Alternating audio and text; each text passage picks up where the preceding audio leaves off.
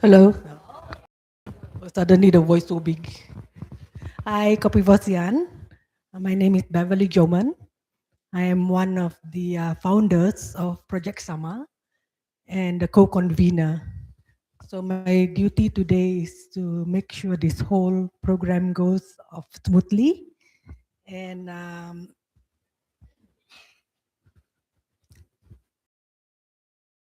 Projek-SAMA, it's we are a group that works on 4 domains of the institutional reform, which are constitutional monarchy, the rule of law, and federalism. And on top of it, to counter culture war. So today, in today's program, let me just run through briefly on the PAW and on data comparative research. So we will begin in a while with a speech from Chao Ying, our our convener, and also one of our co-founders of Projek-SAMA, which will be followed with the creation and launch of AI-powered database for prosecutorial accountability by Janelle. And Janelle, as an introduction, is our research and advocacy. So she just joined us, and we are very happy to have her with us on board. And then after Janelle will be a presentation and launch of comparative research report on prosecutorial accountability, which will be presented by Farah Iza, who is our researcher. And then it will be followed by a panel discussion, which will be moderated by Professor, Professor what? And our esteemed panelist, YB Rafizi, ex-YB Dr. Ong, and our Miss Maha. So without further ado, I would like to invite now Chao Ying to present her address. Thank you.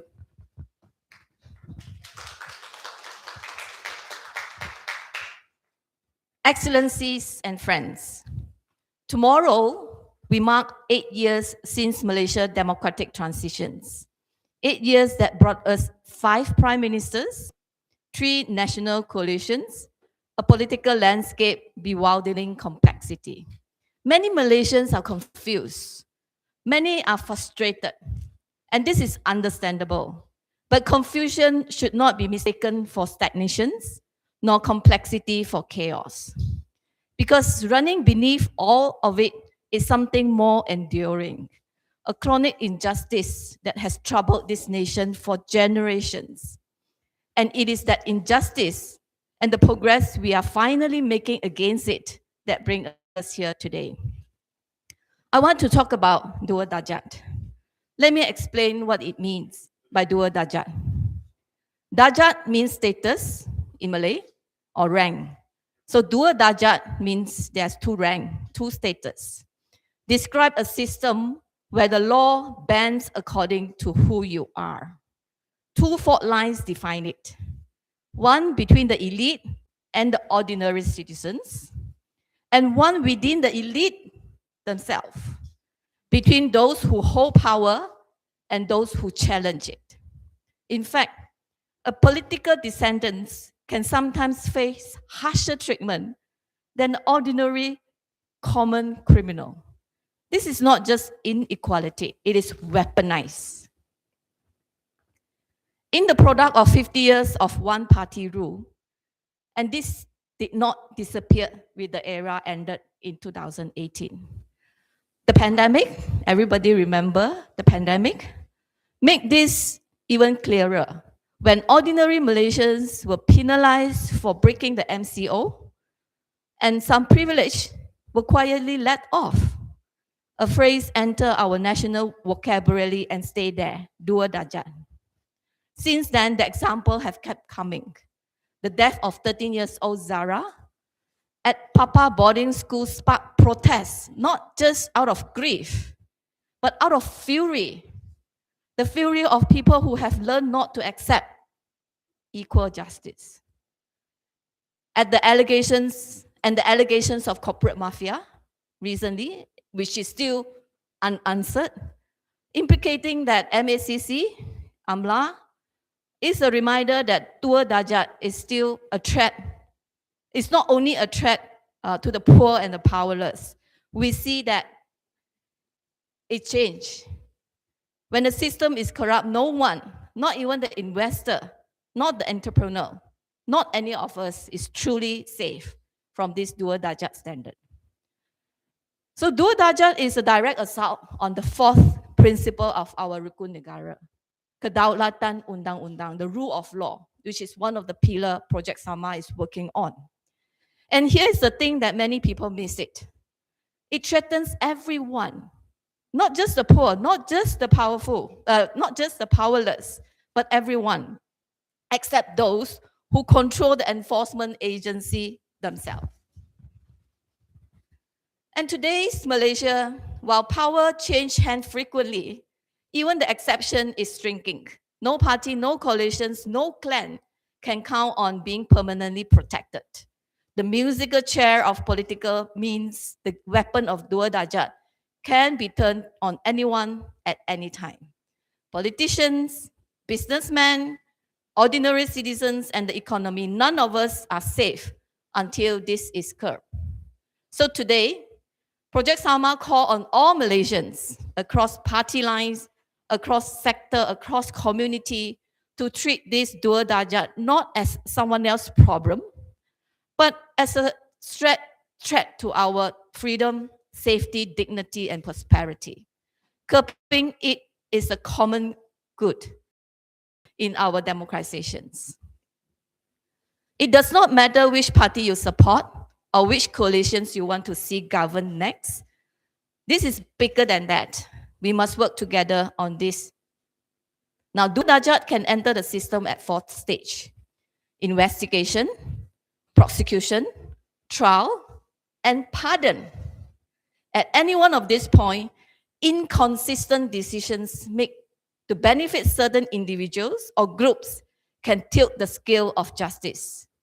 When justice is not seen to be done, or worse, when injustice is plainly visible, it confirms that many already fear that there are two Malaysia. One where certain people are untouchable by the law, and one where the rest of us are ruled by it. Today we focus on one of those four stages: prosecutions. Specifically, what does prosecutorial integrity look like? And how do we get there?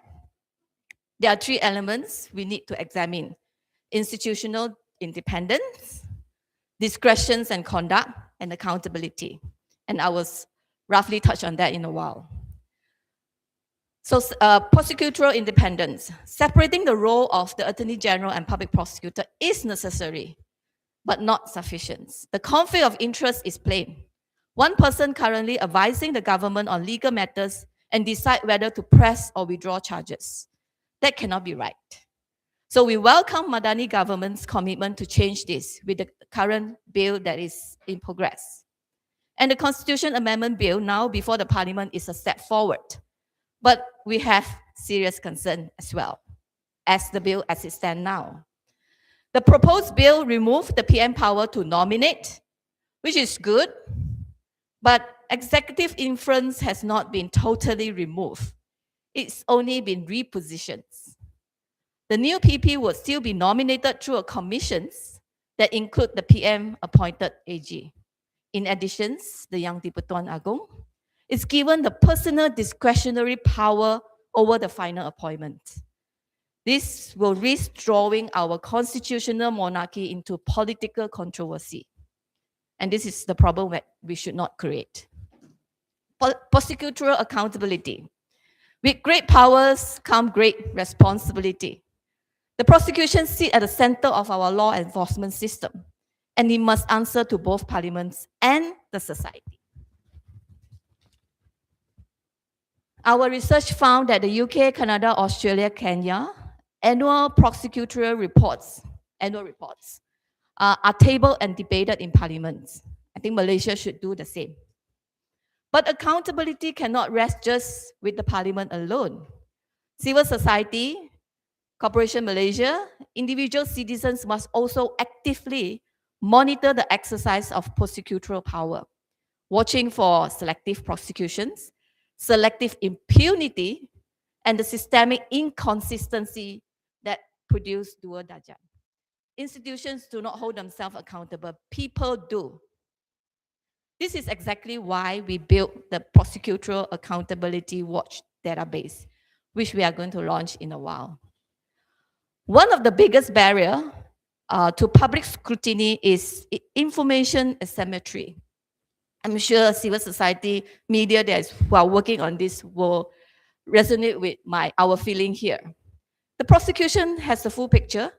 The public, however, get very fragmented, scattered news report. Some legal jargons, incomplete records. The result is either empathy or inaccuracy, neither serve justice. When we begin tracing political corruption case, we here as in Projek-SAMA, we keep hitting dead end. Headlines announce DNAA, discharge not amounting to acquittal, and DAA, discharge amounting to acquittal. All these legal outcomes, most Malaysians will find very difficult or struggle to interpret. For politicians charged with corruptions, criminal breach of trust, and money laundering. And all the while, the contrast was glaring. You can see a single father jailed 3 months for stealing a bunch of banana, while powerful politicians walk free after allegedly stealing 50 million Malaysian ringgit. So does this mean nothing has changed since 2018? That punishment is still determined not by the severity of the crime, but by the power of the persons who commits it? If people believe that, and many do, then cynicism is not surprising. Disillusion is not surprising. And the appeal of populists who promise to burn the whole system down becomes very easy to understand. We refuse to accept that conclusions without getting the facts right first. So we decide to get to the facts ourselves. Projek-SAMA commissions legal researcher Farah Izzah Harun, who is here with us, to compile and analyze political corruption cases involving current and former elected politicians that began or continued after 2018. Our focus was narrow and deliberate. How many DNAA and DAA outcome were the result of the prosecutorial withdrawal of the charges? How many was due to procedural failure?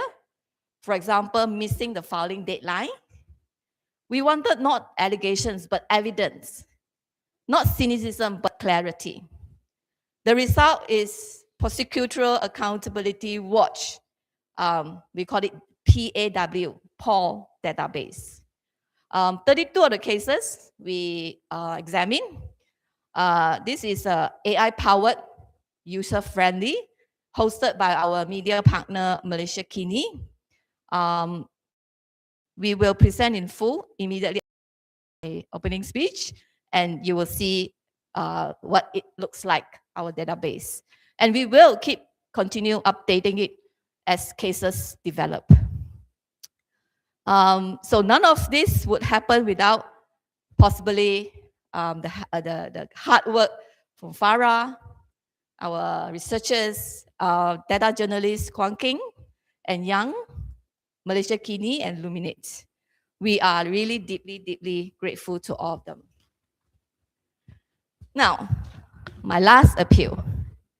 This database, the whole project cost us 60,000. As you see afterwards, the database, I'm sure those of you who work in this area will appreciate how much we have put into it. To be very honest, we did not secure institutional funding before we even started. And we said, let's do it because this is so important.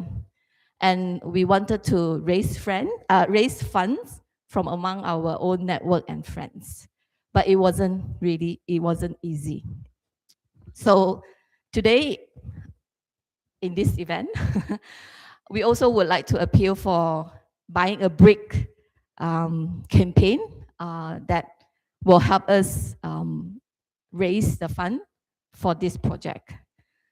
As Malaysia approach a developed nation, and we understand international funding have receded so much, I think we have to think about Malaysia investing in Malaysia future, in investing in our own democratic infrastructure. And to sustain this work, as I said just now, taking the inspirations of Malaysia Kini 2013-2014 campaign of selling a brick. So we are also selling a virtual brick, 600 bricks in total, to raise 60,100 each. So put your name on something that is worth building.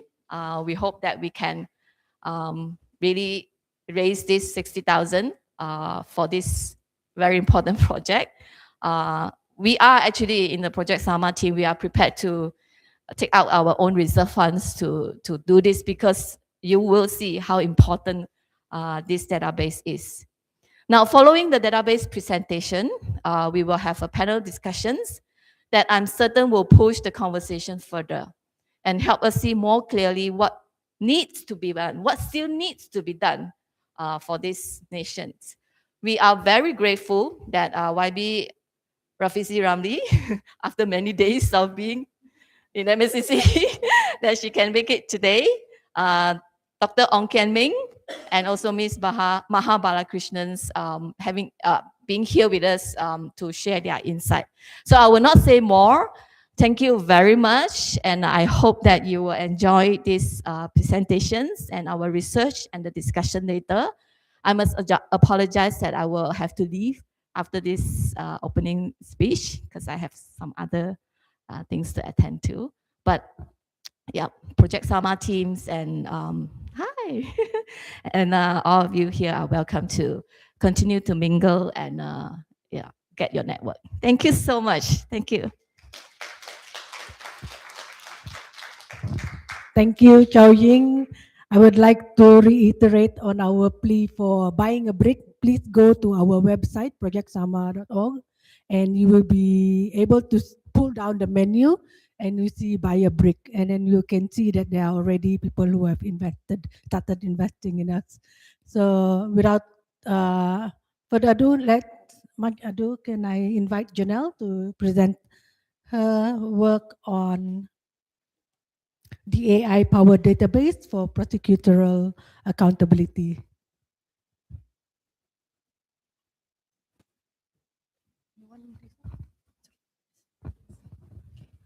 Okay. Norma? Okay. Hi, good morning, everyone. So just to clarify, this is actually not my work, but rather it's the collective work of the data journalists that we have very, very meticulously worked with.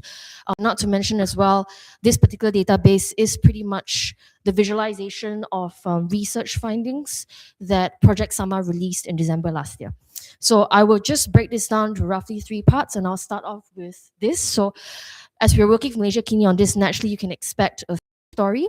This feature story will be very crucial because 1, it would provide you with graphs to visualize key findings. Number 2, in text, very clear, accessible language, it would tell you what the trends that we see, what are the trends that we see. So I will go straight to, I know this is a very big chunk, but this is essentially a visualization of currently 32 to 33 high-profile corruption cases involving former and current elected representatives. This is actually a very valuable visualization because it gives you an idea of the, well, at least the trajectory for each case across multiple government administrations. For members of the public who may have gotten lost in the middle of very protracted legal processes for high-profile corruption cases, this can be a very useful sort of benchmark of reference.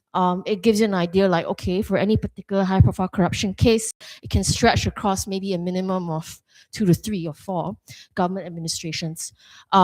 So the different colors would give you an idea of the status. Keep in mind that this is the latest status. So there might be some cases where there might be multiple outcomes, but for easier record, we take the current latest progress of the particular case. So as you can see by the color tabs, the most frequent one would be, well, there's DNA in yellow, pink is convicted, DAA is discharged, not amounting acquittal, and etc. So for the purple ones, it's the postmortem DAA. Let me go further down. So, but yes, the visualizations are pretty much interspersed in between the key trends that we highlight. So as you can see here, the mass charging period, this is something that I believe most of us will already have observed. There was a time where mass charges came about, but what happened eventually to the individual cases pretty much differs across time. Let me quickly go down. But yes, so for members of the public who may not be familiar with the legal language, what leads to what, we've provided them with a very very accessible bar chart, diagram that will give everyone a clear overview of what are the steps involved and what can lead to what. I will jump this. I'll get back to this later. If I can come back, sorry, this is a bit, yes. This one is by Prime Minister. So the court outcomes that you would see depending on the individual, under the respective tenures of the Prime Ministers. Wait, let me see if I can. Okay, but this one is, this is by the laws charged. Let me see. Sorry. Yep, I will get to this later. But I do want to highlight this. So, I mean, all of us would know how massive the amounts are, right? The corruption amounts. But this is just one way to visualize just how much of our money is being taken. Of course, that's the biggest circle, as we all know. But yeah, so it gives the public an idea of, okay, for Najib's 2 cases, for example, the 2.2 million is only a third of the biggest corruption amount we've seen. As for the other ones, well, they're pretty much congregated in the respective circles, depending on their amounts.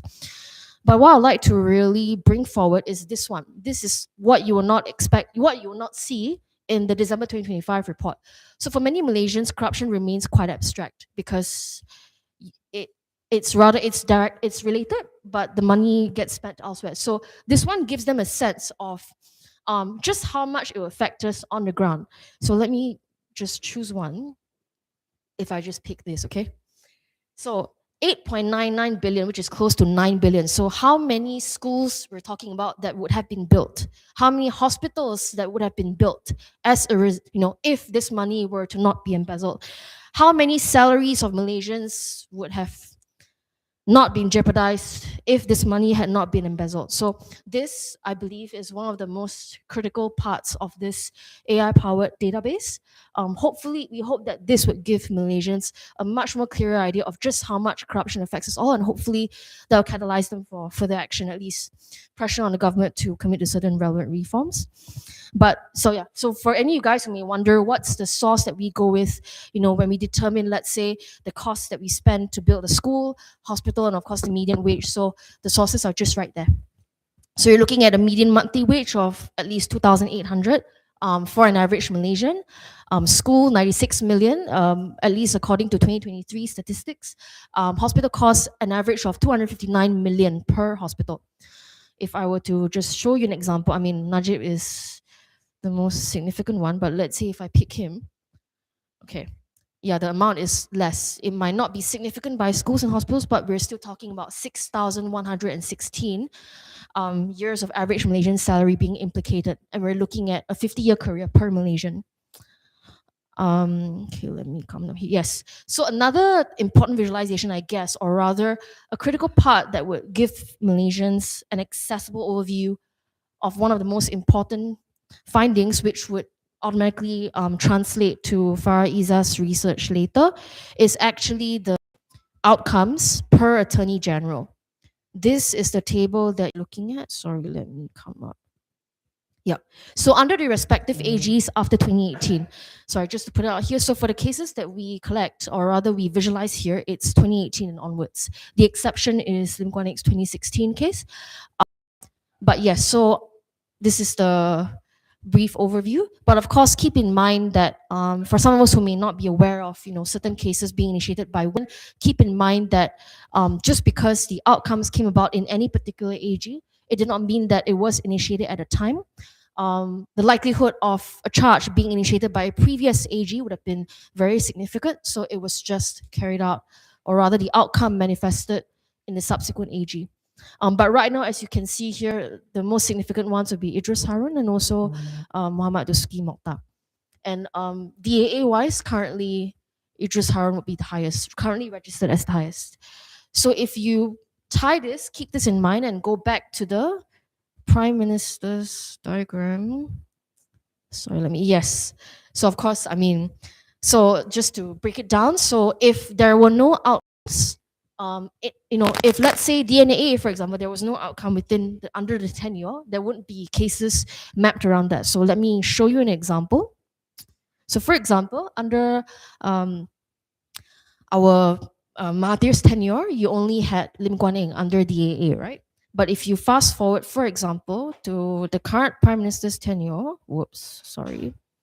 Yep. So we are seeing a host of prosecutorial outcomes under the current PM, but keep in mind that some might still be ongoing. Okay. Let me see. Yeah. So for members of the public who might be wondering, what's the breakdown by party when it comes to corruption, this is what you can get. Of course, keep in mind that the cases are based on documentation. So some cases might possibly entail wrongful charges. There are, of course, some where, charges might not have even been initiated. So these are just based on the 32 to 33 cases. But currently, right now, UMNO BN coalition is the most prevalent, but followed by the rest as well. Okay, let me see. Okay, yep, laws used. So this one, so this section gives you an idea of the host of laws used to charge any given individual across 32, 33 cases. Right now, of course, AMLA is the highest, and you can definitely check it out later to see the, for the brief overviews of the respective provisions and also how it's used and the tendency, the outcome that charges under any particular provision may lead to. So there will be an overview about that. Okay, let me see. Yep. So this one, so last but not least, when it comes to methodology, for those who be interested, it's at the bottom here. So this gives you a very specific description of the scope of the database, the temporal scope of it. So from when post-2018 onwards, the classification. So as I've mentioned, we look at each case because, for the single outcome category and the most recent one. But we do provide descriptions to exceptions. And of course, the sources. Okay, so that's part one. Okay, part two, the database. So the visualization, so the graphs that you've seen earlier, so what are the cases on which these graphs are built? This is the database that we're looking at. But you can actually type the accused person on this and it would immediately show you the relevant profile. Or if you would like to look at, let's say for this one, for example, which laws are involved for any particular person, the relevant profile will show up. If I were to do this, for example, there won't be any, but no match found. So you can go on about and play with that combination. Okay. Okay. Yep. Definitely do that. So you might wonder, so this is how a profile would look like. So the cases, when the charges were instituted, the amounts involved, and the single or most recent outcome. And the number of charges and the total amount alleged in embezzlement. Yeah. If I were to go back here, whoops. Yeah. So and also the post-mortem cases, you'll be able to find them as well. Yeah. Okay. And last but not least, for the third part, the AI-powered chatbot. So I will for members, for anyone, we do provide questions which we thought would be common questions that people may have. And so all you need to do would just be to click on the given box. Let's say if I try, this one. Okay. For anyone who might not have been keeping track of Najib's cases, it takes a little while. But you would expect a reply here. Oh, it's taking a bit.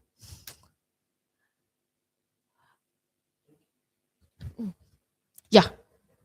So that's how it looks like. List. And you can click on the individual case file. So behind this database, behind this database slash website, we actually had a spread. Well, not me, but Farah actually has a spreadsheet that details down to the T every single case, every single detail. So all of this is pretty much the painstaking work done by Farah. Just like to acknowledge her on this one. But let me give you another example, right? Okay. So if you want to start a new chat, just click here. So if I try, for example, this one. And the AI might ask you for if you want further information, and you might reply, and it would provide it to you. It would take a while. Yes. So let's see if I try this, right? Okay. It's currently in an experimental stage, but we are definitely improving, at least on this one, and also the capacity to take on a range of questions as well. Yeah, so this is how it looks like. Let me scroll down. Yeah, so this is the rough list, and you can go on and engage with the AI for further information. So this definitely useful for any member of the public who may have a little bit of trouble understanding the graphs, or who might just not be able to make sense of the individual profiles, and they just want quick answers. They can come here. Research as well, very useful to inform any part of your paper on, if you're looking into corruption or relevant accountability frameworks. So, but yes, so this is roughly the gist. Let me come back here. But yes, so the value ultimately for this particular AI-powered database is we strive to, well, in my previous job, the heart of my previous job is actually documentation and monitoring, and this is actually a manifestation of it. When we set up this website, we actually aim for it to be a long-term institutional memory for all Malaysians, because so far, at least to our understanding, there is no other resource out there that actually makes such information accessible. And we hope that by continuously making this information accessible to all Malaysians from all walks of life, we hope that this would inform or catalyst further action from them to the government to pressure for reform. But yeah, so that's about it. Thank you very much.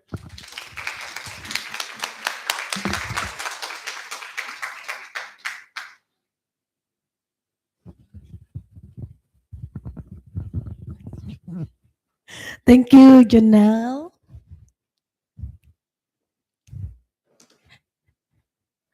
Okay. So wow, did you like the database? I see a lot of rules looking at how you can collect information at just at a fingertip and with our database. So next, I would like to call upon Farah, our researcher, on her presentation and launch of comparative research report on prosecutorial accountability. Please give it a hand. You want to?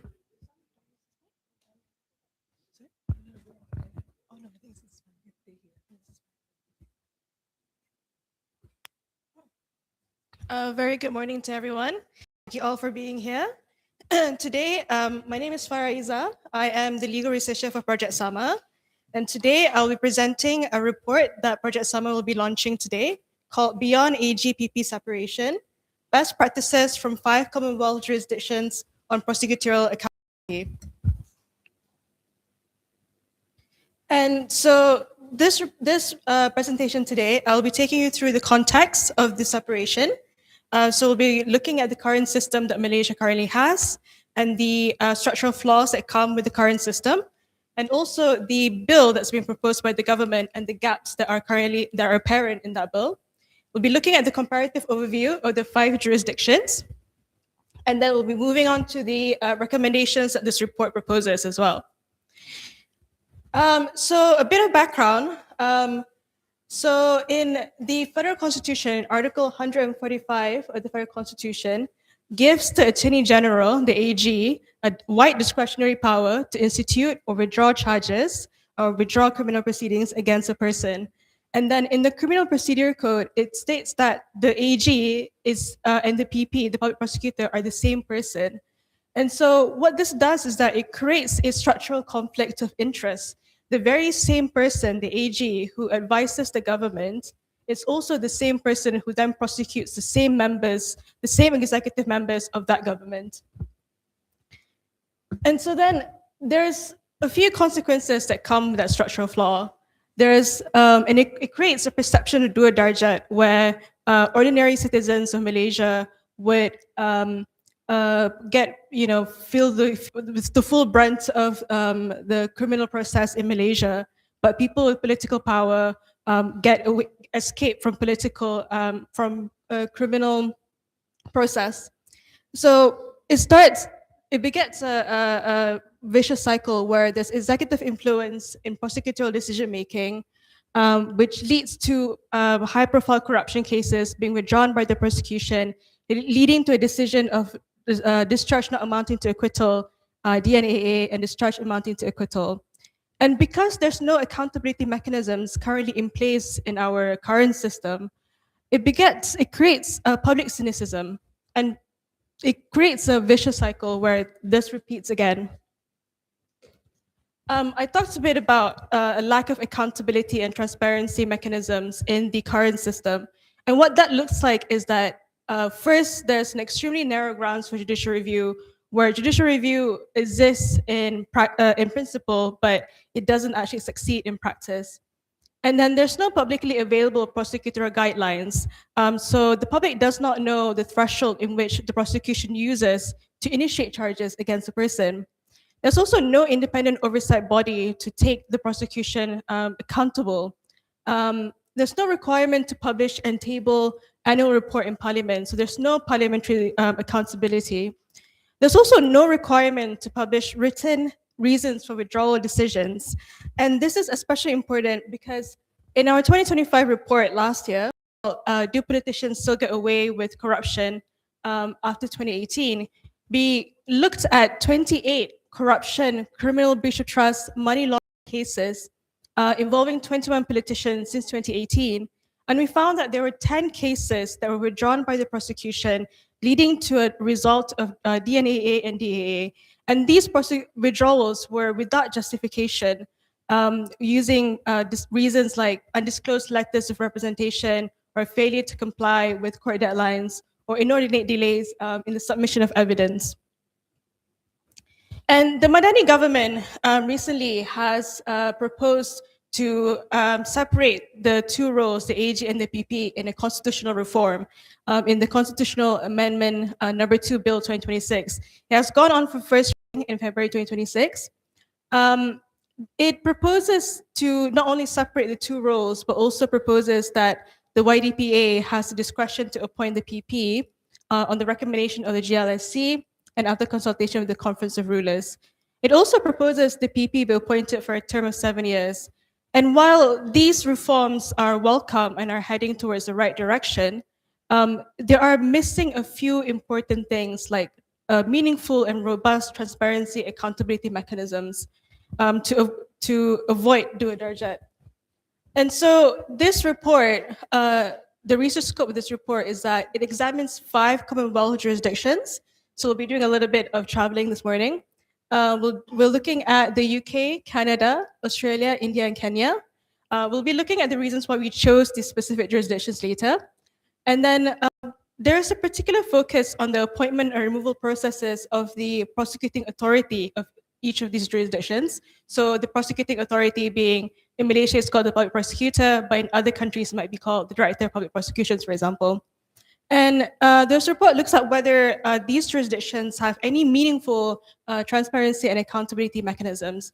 And for these mechanisms, we have specific benchmarks. So for transparency benchmarks, we look at whether they have a publicly available set of prosecutorial guidelines, and whether there's any parliamentary scrutiny or accountability.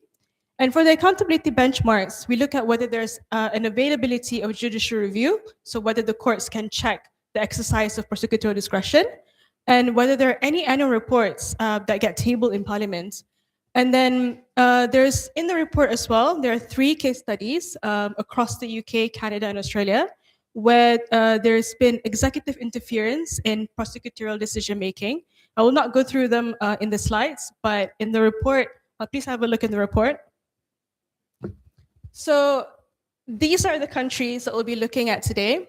The reason why we chose these 5 jurisdictions is because they share Malaysia's legal roots, especially, of course, the UK, for example. But they have all evolved in varied ways, evolved to have mature mechanisms for transparency, accountability mechanisms, and also mature ways to protect prosecutorial independence. We also chose these specific jurisdictions because all of these jurisdictions, except for India, they all have the wide discretionary power that our public prosecutor has. So it's called an opportunity principle jurisdiction.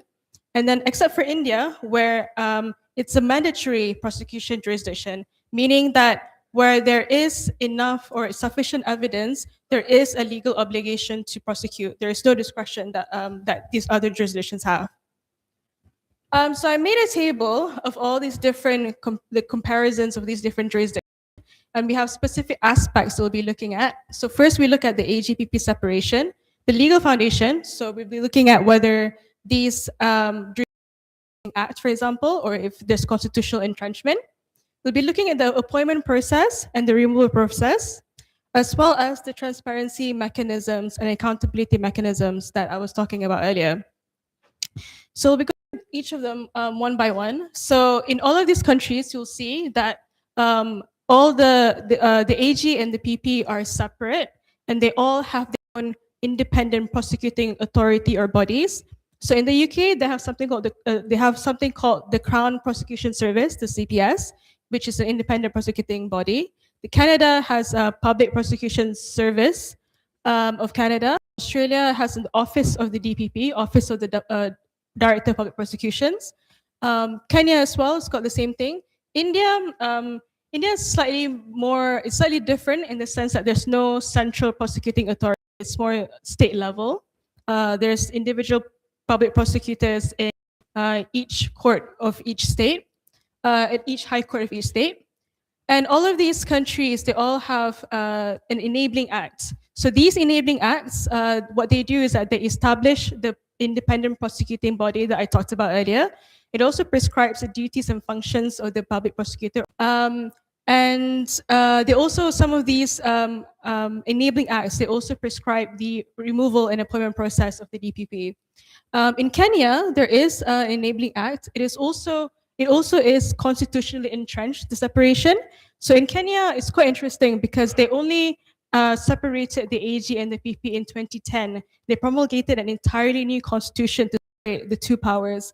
It's quite interesting. I think it's quite relevant to Malaysia as well.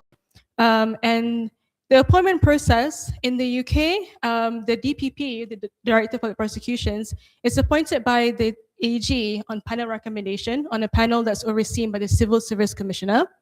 And in Canada, it's a multi-layered process where it begins with a selection committee. The selection committee has representatives from different institutions in the government, including a representative from every political party that sits and is recognized by the House of Commons in Canada. It also involves the Parliamentary Select Committee, which is established for the appointment, and is then appointed by the Governor in Council. In Australia, the DPP is appointed by the AG, set the selection criteria and selection panel. In India, the public prosecutors are appointed by the state or central government with consultation with the judiciary. And in Kenya, the DPP is appointed by the president with the National Assembly's approval. In Kenya, it's also a multi-layered process. There's a selection panel, and then it's a selection panel and another committee, and it gets the selection panel, which would then source out the candidates, interviews the candidates, shortly to be sent to the president, and then the president will send those names to the National Assembly for approval. And if the National Assembly rejects, then the names will be reverted back to the president. And for the removal process in the United Kingdom, is by the PM, by the Prime Minister, because the Prime Minister has a statutory mandate to manage the civil service. So the person is not really governed by statute, it's governed by convention, by political convention. And it is likely because of the UK's political constitution. There is a case study in the report of permanent secretary in the Treasury Department of the UK who was removed by the Prime Minister because the Prime Minister did not agree politically with that permanent secretary. So you can have a look at that in the report later. So in Canada, the DPP can be removed by cause only, so by things like mental or physical incapacity and things like that, and that requires a House of Commons resolution. In Australia, it's by the Governor General. The Governor General can remove the DPP. It's also by cause, so mental or physical incapacity, bankruptcy, and if the DPP practices law privately outside of his office. And in Kenya, it's also another multi-layered process. It begins with a petition sent to the Public Service Commission, and then to look at the removal, and after the inquiry, the DPP may be removed. And then we move on to the transparency mechanisms in each of these jurisdictions. So in all of these jurisdictions, except maybe India, they all have publicly available prosecutorial guidelines. So in the UK, it's called the Code for Crown Prosecutors. In Australia, it's called the Prosecution Policy. In Kenya, they have multiple prosecution policies. They have policy on decision to charge. And each of these codes, in each of these prosecutorial guidelines, they have something called a full code test threshold to initiate charges. There's a two which asks firstly whether there is sufficient evidence for a realistic conviction. And then it also asks whether prosecution is within public interest to do so. So they're all quite common in all these situations. In the UK, there's a framework agreement between the law officers, the AG, and the DPP. So it delineates the relationship between the AG and the DPP, and also prescribes whatever responsibilities they have towards each other.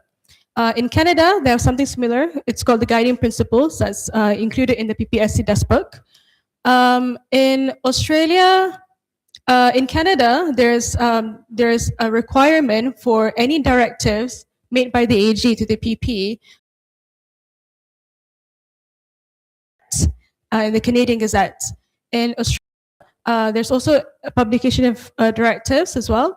Also, I didn't mention India earlier. There's prosecutorial guidelines, but they're pretty inconsistent. Some of them are not in different states. In Canada, also a disclosure, a requirement for individual prosecutors to disclose any conflict of interest before taking on any prosecution. In accountability mechanisms, we have the inspectorate body in the UK. Kenya has one as well, the Department of Inspector and Quality Assurance. And in the body looks at the activities of the prosecution body throughout the year and makes recommendations. In Kenya, the inspectorate body, the public can actually make any reports or any complaints to that body. And then in the UK, there's parliamentary accountability. So there's parliamentary accountability for every jurisdiction except for India. The parliamentary accountability is basically where the AG actually answers any parliamentary questions relating to the exercise of prosecutorial. There's also a requirement in all of these jurisdictions, except for India, for an annual report. So an made, published by the DPP and tabled in Parliament. And there's also judicial review in all of these jurisdictions. And the judicial review is available, but there are quite limited grounds. So they're limited to questions of whether there's abuse of process, whether like in the UK, if the prosecutors did not follow their own policy and things like that. So it's quite high threshold, quite limited, but it is available. And then, so we'll look at this see that each of these jurisdictions, they all have separate people, have an enabling act, public guidelines, except for where it varies, parliamentary accountability, except for India, and judicial review. In Malaysia, in the current system that we have right now, we have none of these. We do not have a separate act, no public guidelines, no parliamentary accountability, and no review.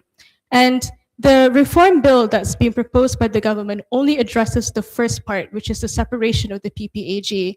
But without any meaningful transparency or accountability mechanisms, the separation is not enough. So this report essentially says that the government should look at separation and should look at also establishing any accountability or transparency mechanisms for the exercise of prosecutorial discretion.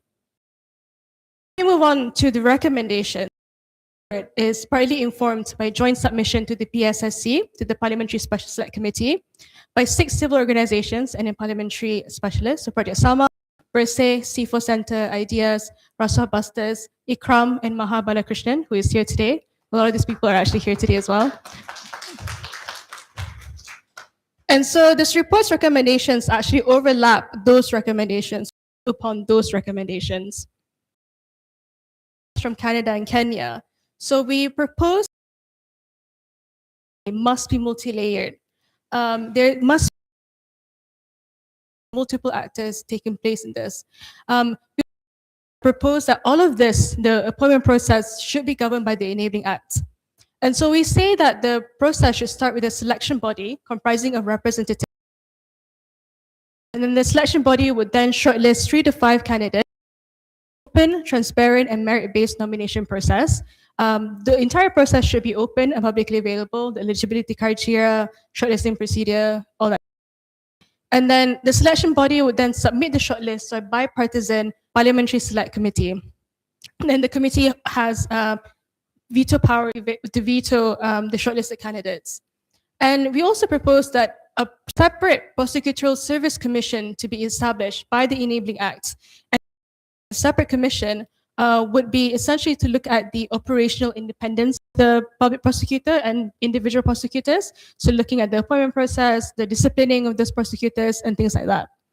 We also propose that the PP to have a fixed, non-renewable term of 7 years or until the mandatory retirement of age of 66 years.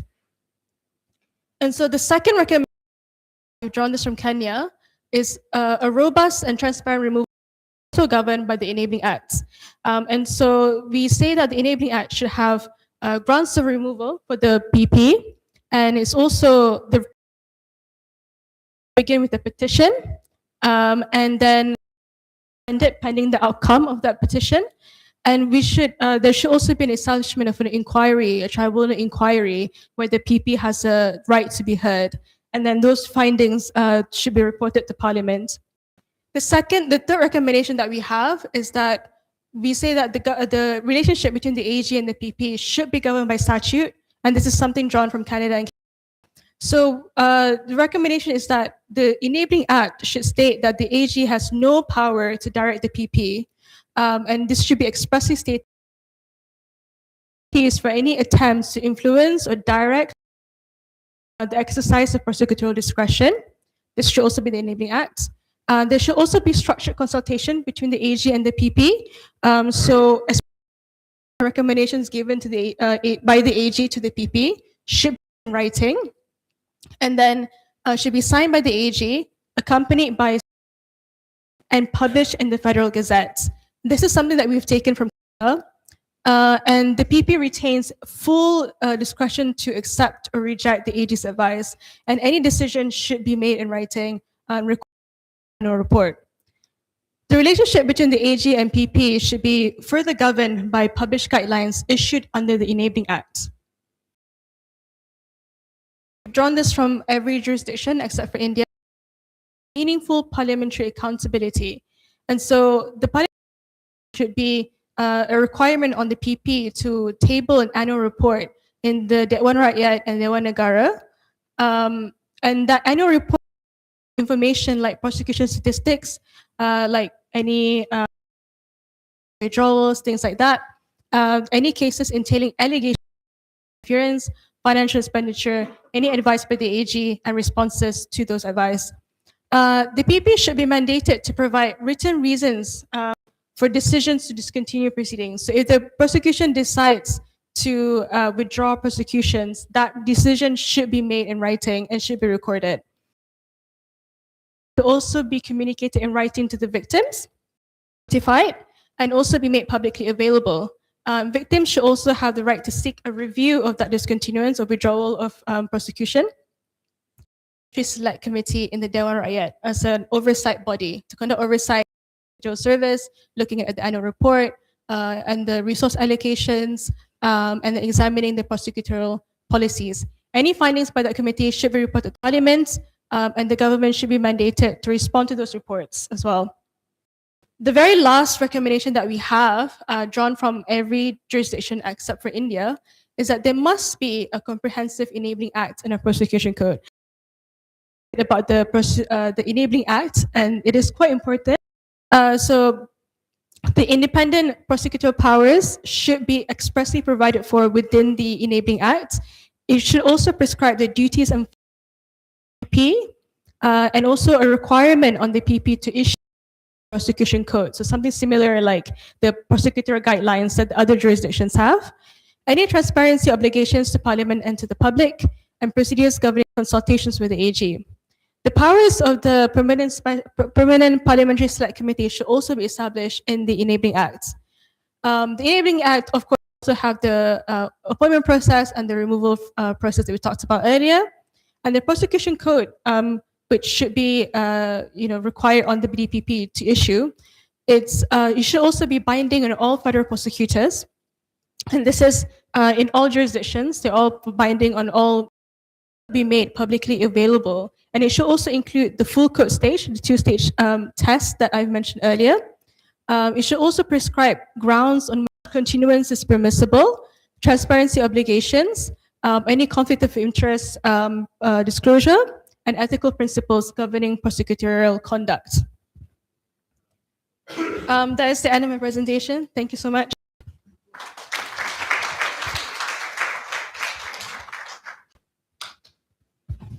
Terima kasih, Farah. Thank you. The report can be downloaded at projek-sama.org. And for our media friends, we invite you to scan the QR code that's at the door to get your press kit. And in the press kit, you can get for a slide as well. Now we move on to the highlights of the highlights. So may I welcome Professor Wong Chin-Wat and its esteemed panel to take the place at the front.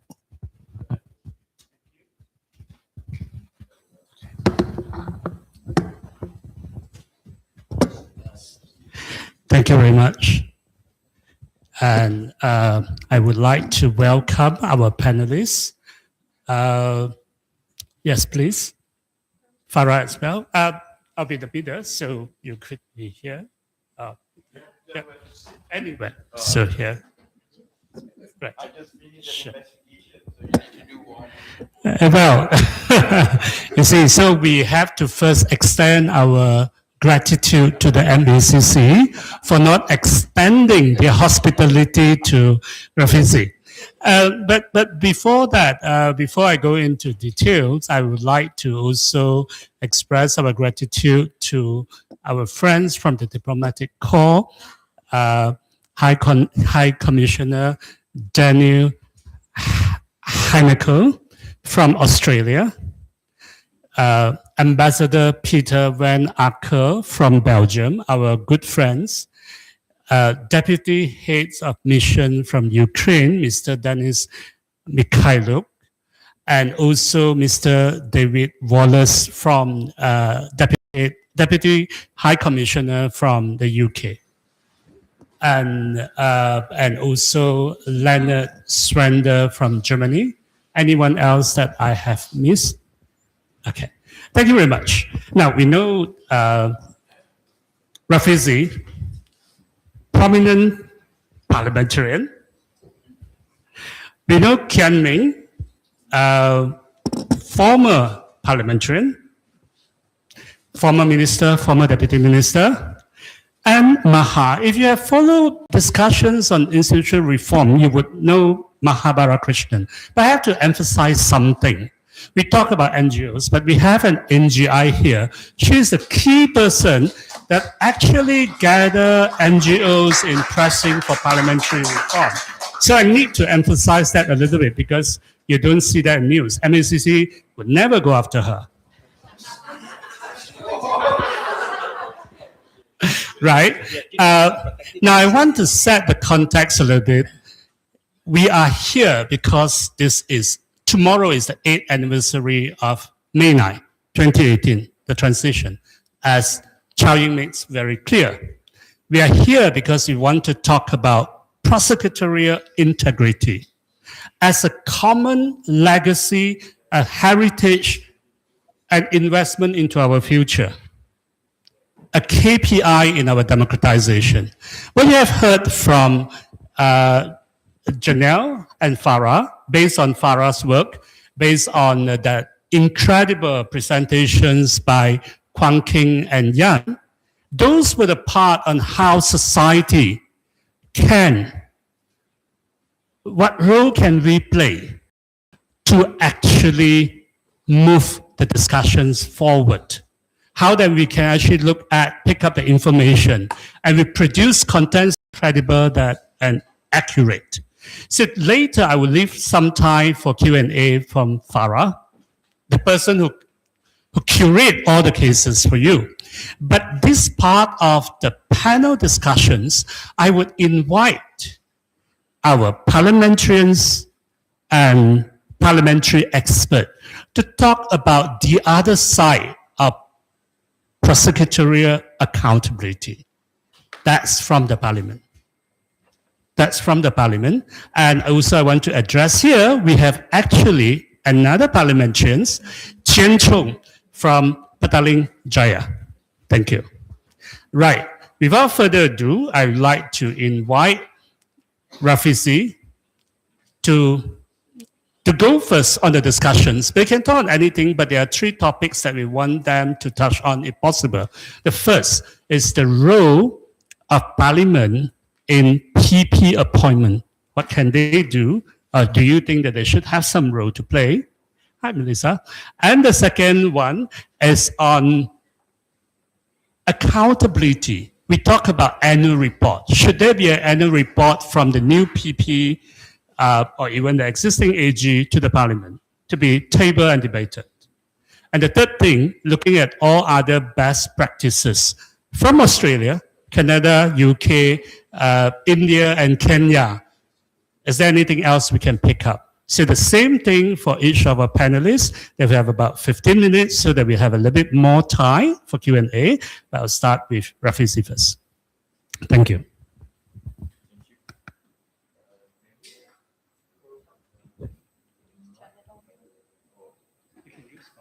Maybe I haven't turned it on. Okay. Okay, all right. Okay. I'll borrow Chin Huat's mic. Thank you very much, Chin Huat, Excellencies, panelists, MPs, media friends, ladies and gentlemen. I don't think I want to go into the detail of the nitty-gritty of how we want to strengthen accountability and transparency in the overall administration of justice in the country as it is. Because I think Bala and Farah, Chin Huat, the NGOs, the MPs have done a lot of work on this, and perhaps Kian Ming and other panelists can come in. My position on this issue has always stemmed from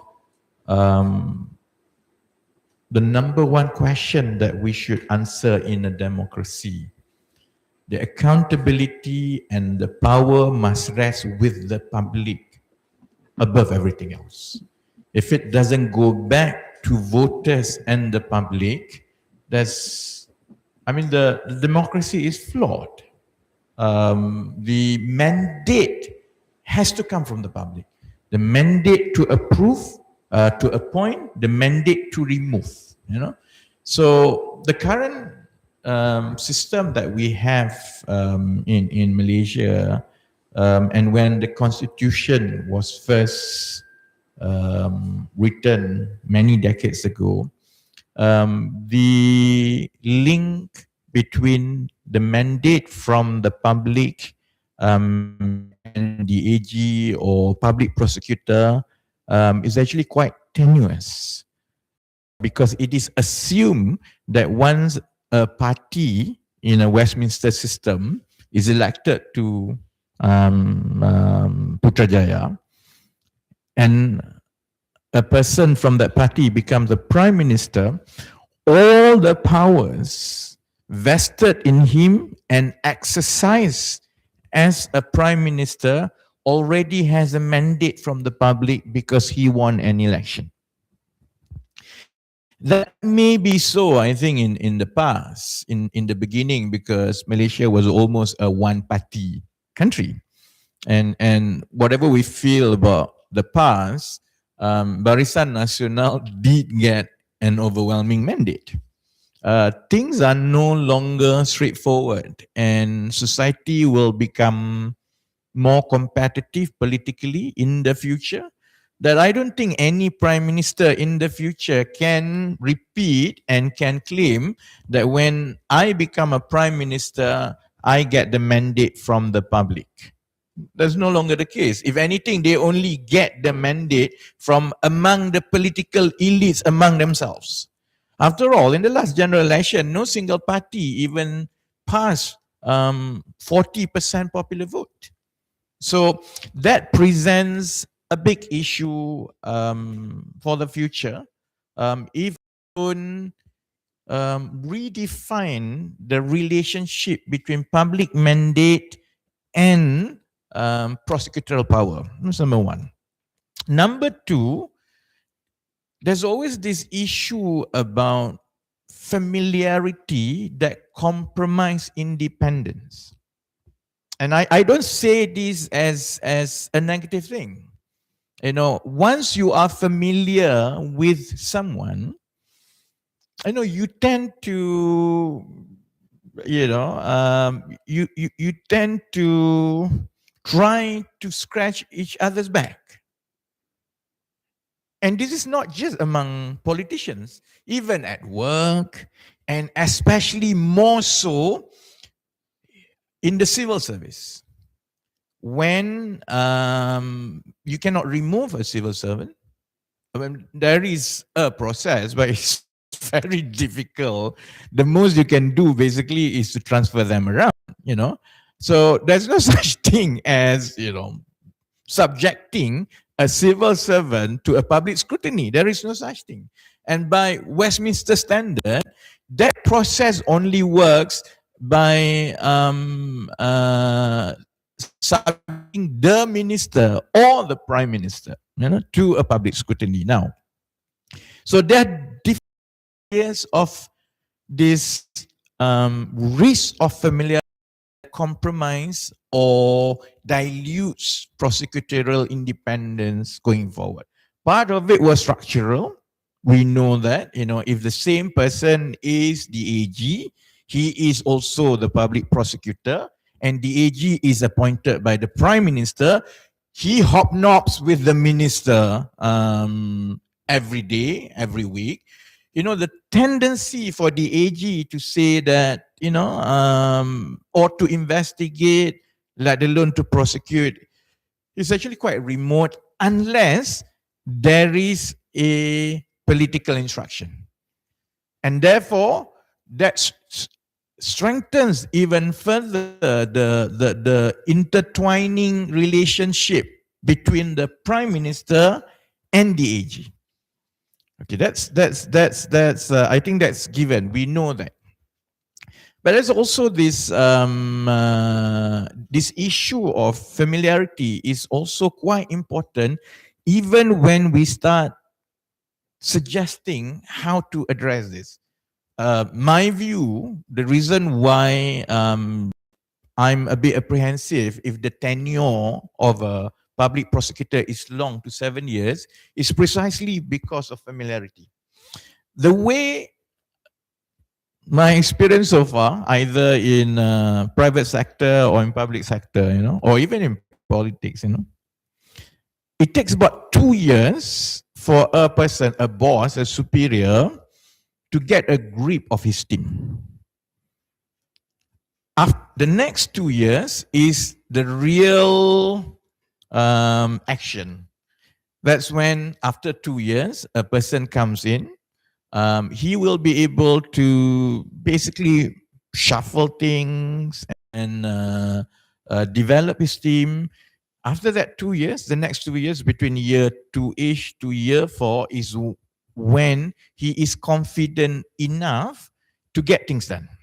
Now, after year 4, he will be very confident that he will start putting his people around. Because year 4 is usually about retirement plan. He or she wants to make sure that if I'm no longer here, my interest is protected. So hence, my view is that if you go for an independent public prosecutor that goes all the way to 7 years in tenure, by the time he leaves, the whole of prosecutor's office has been filled in the last 7 years with people who think like him. That when the next public prosecutor is appointed, he will have headache trying to reshuffle and build his team.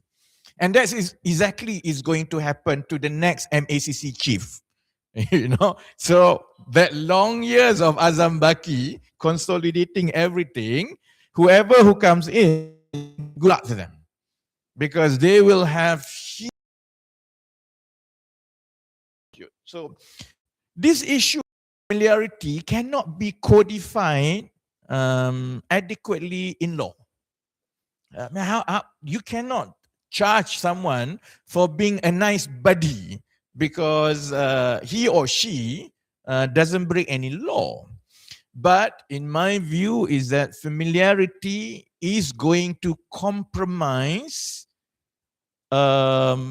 independence and objectivity and will present a lot of blind spots along the way. So beyond, even if you remove, the political element of it, the abuse of power of it, what we want to make sure is that the next series of improvements that we are going to fight together and push it to society also deals with this familiarity issue. Now, coming back to Parliament, how to bring in Parliament. Let me share with you the view from Putrajaya. Regardless of whoever is in power, this view persists that we must protect the government from scrutiny because these people don't know and don't have the expertise. That's number one. And if we allow any Tom, Dick, and Harry to scrutinize what we do, it will paralyze the government. Not necessarily false. Actually, there's some truth to it. In fact, governing is all about trying to strike a balance between laws, between protecting everyone's interests, at the same time, making sure that things can be run efficiently. That's given. You cannot tell a person that I'm sorry, you have to accept that we cannot protect your right because we have to put efficiency first, because that's going to become a tyranny of the majority. And that usually happens in this country. Because when a government decides something, there's a law, especially anything, not just policy, but it's also about criminal, codification of criminal law, for example, you have a spectrum of considerations. It's a bell curve. I keep saying it's a bell curve. There are bad people. It's true. And they are smarter than most of us. They think of how to get away with things that we don't normally think of. So there are one spectrum. There are, the majority, like us, I suppose, who are quite gullible, not do things. But if you're not careful, then we might fall, into the crack.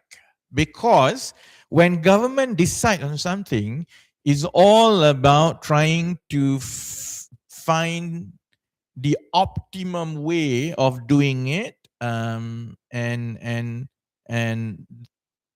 the optimal way usually is to ignore the interests of the smaller groups. It could be 2 or 3 people. He may even be a criminal, but he still have rights. So it's easy to say that, what, those people, it's very few lah, the risk that injustice will happen because of this is quite low, and therefore it's okay for us to allow that small loophole. So there's always that thinking in Putrajaya that we always have to take the interest of the majority over and above everything else. And that's why loopholes happen from time to time. When it comes to bringing parliament into the process, there's also this thinking that these people are all politicians. If you want to bring parliament for the purpose of getting a better selection process rather than from a prime minister, obviously prime minister is a much better person, because after all, he's the top politician. The reason why the parliamentarians are backbenchers are because they are quite mediocre and losers compared to the ministers. So why bother with the losers? Because the better crop of politicians are already in government. So that is always the thinking. And there's always the thinking like, actually, the MPs don't know much. They don't even know the process. They don't even know the law. That argument is not entirely false. There's a lot of truth to it. A lot of the MPs actually do not know much. And a lot of the MPs tend to just agree with everything that government has. Because if you don't, you become like me. So most people will basically say, why bother? I go to parliament, I just say yes, yes, yes, yes, yes. So there's this argument that putting parliament into the selection process is just a waste of time and is going to slow down everything. Finally, the prime minister will still decide, because if the MPs don't agree with the prime minister, good luck, you're going to become MP next term. Right? Okay, that's quite true. That's quite true. Now, that's why, 2 more minutes. I want to conclude with this. Whatever I share so far is my experience witnessing how people think from within the system. Why what is so common sense to us is very uncommon among the corridors of power. Okay. That is why it is very important it's precisely why it's very important to bring parliament into the system. Because you need to devolve and dilute the power of the corridors of power. We will take many years who dedicate their life in politics to become check and balance and don't want to become minister in this country. It will be many, many years ahead when we have MPs with the knowledge and expertise of maybe Bala as a parliamentary specialist. It will be many years ahead, but the process must start now. If we don't do it now, then this argument will persist many, many years ahead, that only the Prime Minister and select senior ministers have the privilege, knowledge, and expertise to decide for everyone else. I've been there, done that, and it's not true. I don't trust myself because we have blind spots when we are in power, and that blind spots come from familiarity. The more you spend time in the corridors of power among people, with the senior civil servants, with the AG, with the PP, the more you think like them, the more you cover each other's back. And that's why that power in Putrajaya must be devolved through parliament. Never mind the MPs don't know how to do their job now. It's our job to give that power and train them, so that people understand that I go to parliament not because I want to become an MP, because I have a very important check and balance role to make sure that we cover the blind spots in Putrajaya and people in the corridor of power.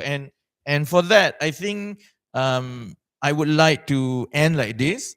I don't know what is the progress so far. I've made my position very clear. Unless the new draft to be brought to Parliament in the next session includes parliamentary oversight and parliamentary participation in this bill, I'm not going to vote, and they can kiss 2/3 goodbye. And it's not going to move without us. And we may not be ministers, there might be a few of us, but our vote is extremely important if Anwar Ibrahim wants to see this through. And I hope that gives the leverage for other friends, NGOs, Projek-SAMA, to make sure that you incorporate as much as possible into an improved bill, so that we will see some role of Parliament being brought into the process. Thank you very much. Thank you very much. I also would like to acknowledge the presence of other diplomatic friends from the US, Internal Affairs Unit Chief Cyril Arias, from the Brazil Embassy, Second Secretary, Mr. Fabio Baptista, from the Japanese Embassy, Ms. Yuki Ishikawa, and also from the Swedish Embassy. Sorry, I didn't pick up the name, but thank you so much for being here with us. And next, I would like to invite Kian Ming. Thanks, Chin Huat, for organizing today's proceedings. To my fellow panelists, congratulations to Iza for her excellent work together with the rest of the research team. I would like to take this opportunity to formally invite Fizi Ramli to come and appear on my podcast so that we can talk about other interesting things. Putting that aside, like to raise up three issues, three important points. Of course, YB Chen Chong, who's my MP, will continue to vote in that constituency and give you the full support. Three things. I think on the PAW database, I think it's a fantastic piece of work. And I think to sort of like take it to the next level, we should think about expanding the database to include all of the MACC investigations that are not prosecuted. And I think this is important because in the context of all the discussions about corporate mafias and things like that, it's not just the prosecution or the investigation of politicians that are important, but in terms of the health of the larger capital markets in Malaysia, it should also include, these more and more cases that involve listed companies like Badini, like Kaylee, and all these that have been featured in the news. And this, I think, would broaden the appeal of the database to beyond just purely political investigations. And of course, this would require MECC to be more transparent, and this is something that I think, I'm sure the MPs in Pakatan Harapan, including Rafizi, Chen Chung, and my former colleagues in the DAP who are MPs would likely to support. So that's one thing. The second thing I want to bring up is that, as the database expands, as the database is made accessible, it's not fair only to hope that Projek-SAMA can, do all of this work on their own, together with Maha. But I would really like to encourage Projek-SAMA to work with existing educational institutions. The law faculties, for example, in in UKM, in the private universities like Taylor, Sunway, and Monash, Nottingham, and others, so that you can amplify your database and to see how it can to be put into good use, both on a qualitative as well as a quantitative basis. I think there's a lot of good stuff to be unearthed, especially if, let's say, the database can be expanded to the whole range of cases that are being investigated by MACC. So that's the second thing. The third thing, I think, is probably the most important and urgent with regards to parliamentary processes and also the upcoming 16th general election that I think will be called by the end of this year. I fully support YB Rafizi's call and decision just now to not support this bill if there is no parliamentary oversight. And the reason why I say this is because, as far as I know, there has not been any parliamentary bill that has been introduced under this Madani government that explicitly includes parliamentary oversight. And of course, Chin Huat and Projek-SAMA friends, people from Bersih, knows that I have been very vocal on the appointment of the SPR, or the Election Commission chairperson, where we fought tooth and nail to want to have this person, or the appointment of this person, go through a proper parliamentary process. That never took place. And, we saw some of the shortcomings with regards to the lack of parliamentary oversight. And given the fact that this is one of the things that needs to be delivered by this Madani government before the next general election, he and his friends in PKR, and I would also, strongly encourage my former colleagues from the DAP, the MPs in Parliament, the 40 of them, to really push Anwar Ibrahim for this to be introduced before G16, where the parliamentary oversight comes in some shape or form in this bill, which I think currently does not include that kind of parliamentary oversight. Further beyond that, I think the number of proposals that have been put forth by Projek-SAMA are worth discussing. Some of the details, of course, can be fine-tuned and can be discussed more robustly, whether it's a 4-year or 7-year term for the public prosecutor. I think the details in terms of coming up with a separate bill for the PP is a very good one.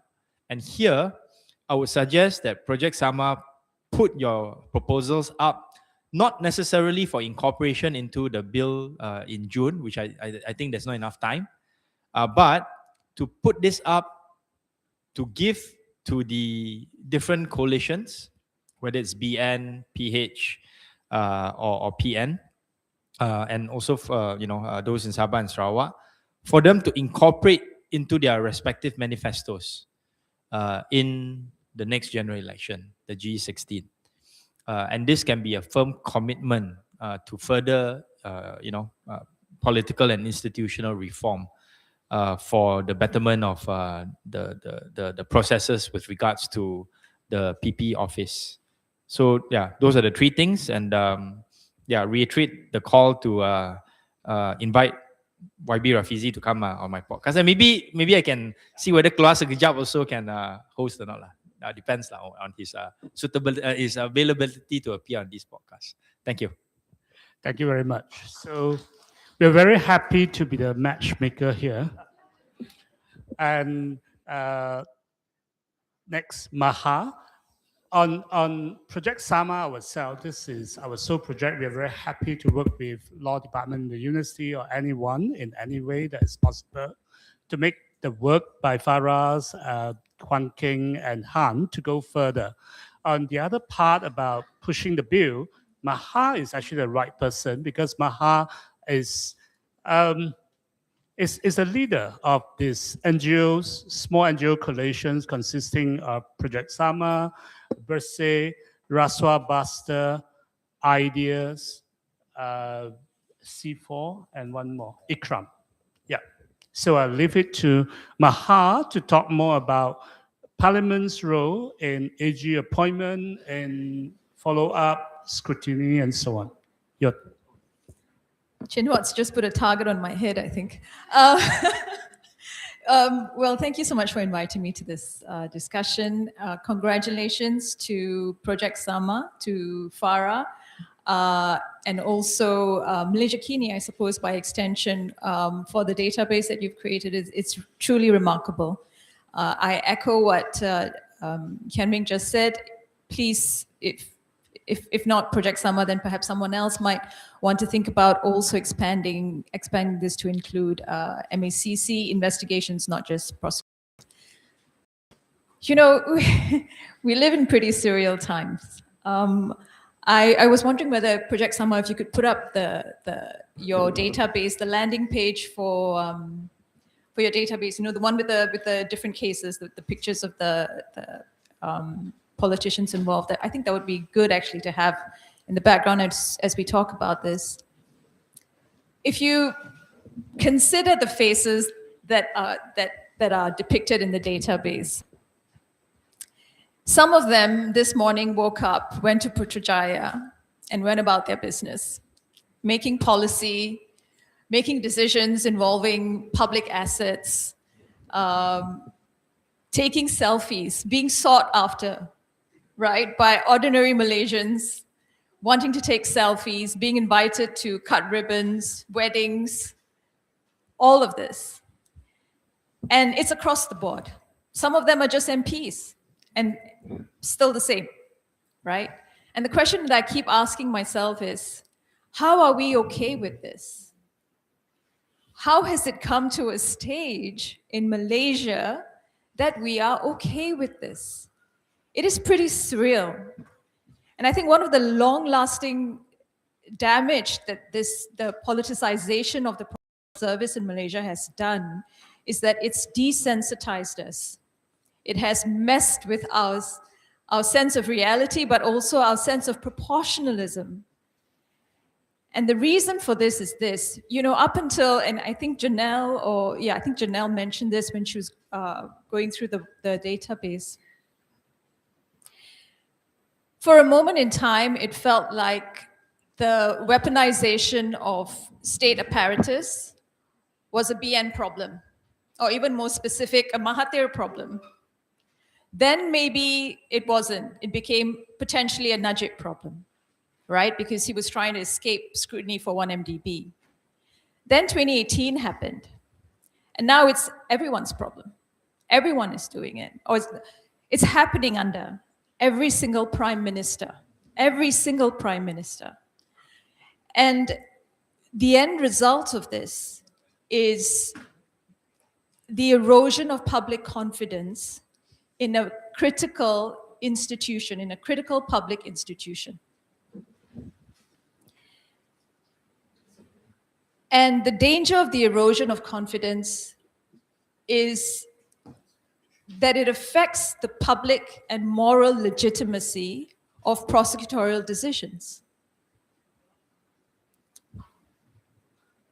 So when we look, you know, anyone can look at any of these individuals, and across Malaysia, this is what we will find. We will find Malaysians who will think Datuk Sri Najib was falsely accused and convicted. We will find Malaysians who will think that Lim Guan Ning is being wrongly persecuted. And we will find Malaysians who feel that the investigations against Datuk Sri Rafizi is motivated by his exposures of corruption and abuse of power. But the end result is we all have lost trust and confidence in the prosecutorial service. So when we see these results, DNAAs, DAAs, the commencement of investigations and prosecutions, where the grounds for doing so are not so clear, we end up asking questions about the capacity and capability of the prosecutorial service in Malaysia. And it comes down to these 4 factors. Number one, when we see DNAAs or DAAs, why did it happen? 2 potential reasons. Incompetence? Was it simply incompetence that led to it? Or was it a case of being vulnerable to outside influence and undue pressure? It's one of those 2 things. But in either of those cases, we need to have accountability and we need to have scrutiny over how those decisions were made and why they happened. And let's compare this to other professional sectors. Why should the public prosecutorial service in Malaysia be protected compared to any other profession, compared to any other public service? Because that's actually what's being asked for here. Why put them in that position of privilege where no one gets to ask questions and they have no reason to be transparent about what they do? Let's look at the the private sector lawyers, right? Any lawyers in the room? Anyone practice law before? Yeah. So Andrew, you'll back me up here and correct me if I'm wrong as well. I was in legal practice as well. And I can tell you, when I was in legal practice for 12 years, there would be nights where I would wake up from a nightmare thinking that I'd missed a deadline to file a document. I'd done something that I ought not to have, a piece of evidence that I might have overlooked in putting forward a client's case. And the reason you have those nightmares is because there are professional obligations on lawyers and duties that they owe to conduct themselves in a way that abides by rules and regulations. And if they don't do so, there are repercussions. They can lose their license to practice. They will be liable to suits for negligence, which can cost millions of ringgit, right? Obligations on them that ensure they serve their client's interest, they avoid conflict, and that they act according to proper rules and procedures, right? This is across the board, across all professions. Doctors, engineers, and so on and so forth. So we're not, the expectation that we would like to impose or put in place for the public prosecutorial service is nothing more than what we already see is in place for private sector lawyers. But let's look then at the public service, right? Now, we don't have a perfect system. We don't have a perfect system. But regardless of that, currently, we can question ministers. Every single minister is responsible and accountable to Parliament. And there are procedures within Parliament that ensure this can be enforced, that ministers can be compelled to come before Parliament, answer parliamentary questions, answer questions from a committee. Even the Prime Minister has those obligations and can be compelled to come to Parliament. So why should the public prosecutorial service, the public prosecutor, be put in a separate position, be put in a position of privilege? It's simply that. So I find it really surprising that we are the ones that are being requested to justify why there should be accountability and scrutiny, when actually it should be the case that they should tell us why not.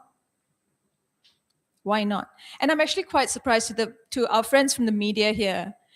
You are in events where I'm sure you have, you meet public prosecutors, perhaps even the Attorney General. I hope you will pose these questions to them, because this conversation has been happening in the public space over the last 3 months. We have heard from MPs, we have heard from the minister, you have heard from civil society. Do you know who we haven't heard from? The Attorney General's chambers. What is their position? What is their position on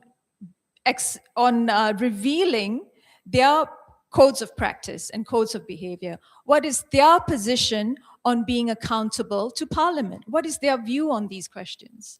We don't know the answers to that. So coming now to the questions that were raised. Why Parliament? So, I find this interesting as well. One of the pushbacks we often get when we say, let's include Parliament into the parliamentary scrutiny into the appointment process, one of the common pushbacks we get is, politicians, we can't trust them. They don't know what they're doing. They are self-interested. You don't need to trust them. You don't need to have faith in any single MP. What you need to have trust in is in the institution of Parliament. And the reason we are suggesting the involvement of Parliament in the appointment process is because in our fairly new transiting democracy, it is, of all the institutions that are available, the most transparent, the most accessible, the one institution in which you can track what it is MPs are doing and saying. It's on TV. All the minutes of proceedings, all the records of what is happening in Parliament goes up on their website. So why bring Parliament into this? Because it will ensure that the process of appointing a new public prosecutor has some level of transparency. At the very minimum, there is some level of transparency around the process. That's number one. But also to distribute the accountability for the decision, the final decision that is made, isn't in the hands of any one individual or one political actor. It is in the hands and a shared responsibility amongst different entities. So that is the reason why inclusion of Parliament is really important. And it is not a novel request. As I think Farah shared in her report, other countries have done it. And there is a particular significance for why we need it in Malaysia. And it is this. Apart from introducing, or rather moving away from the involvement of the Prime Minister, the government's proposal is also now to give a discretion to the constitutional monarch on the appointment of the PP.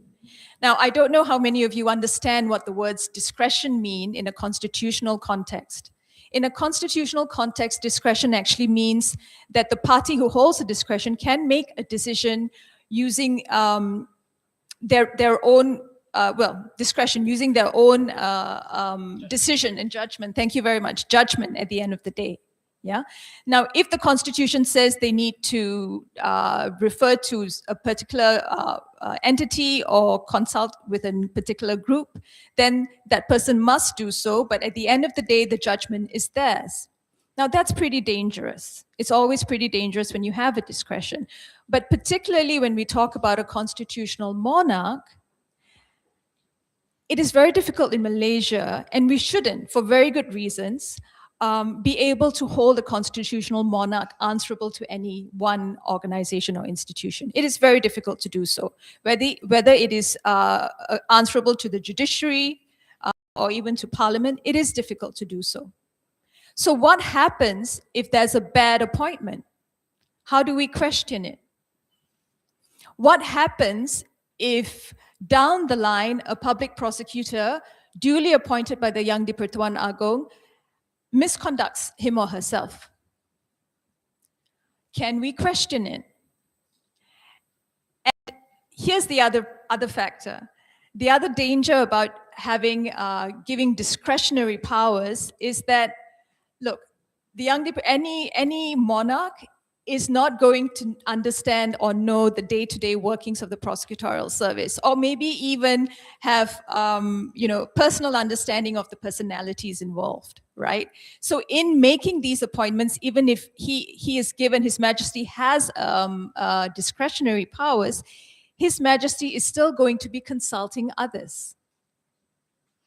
And ultimately, those decisions, those consultations become what is protected by the Yang di-Pertuan Agong's discretion.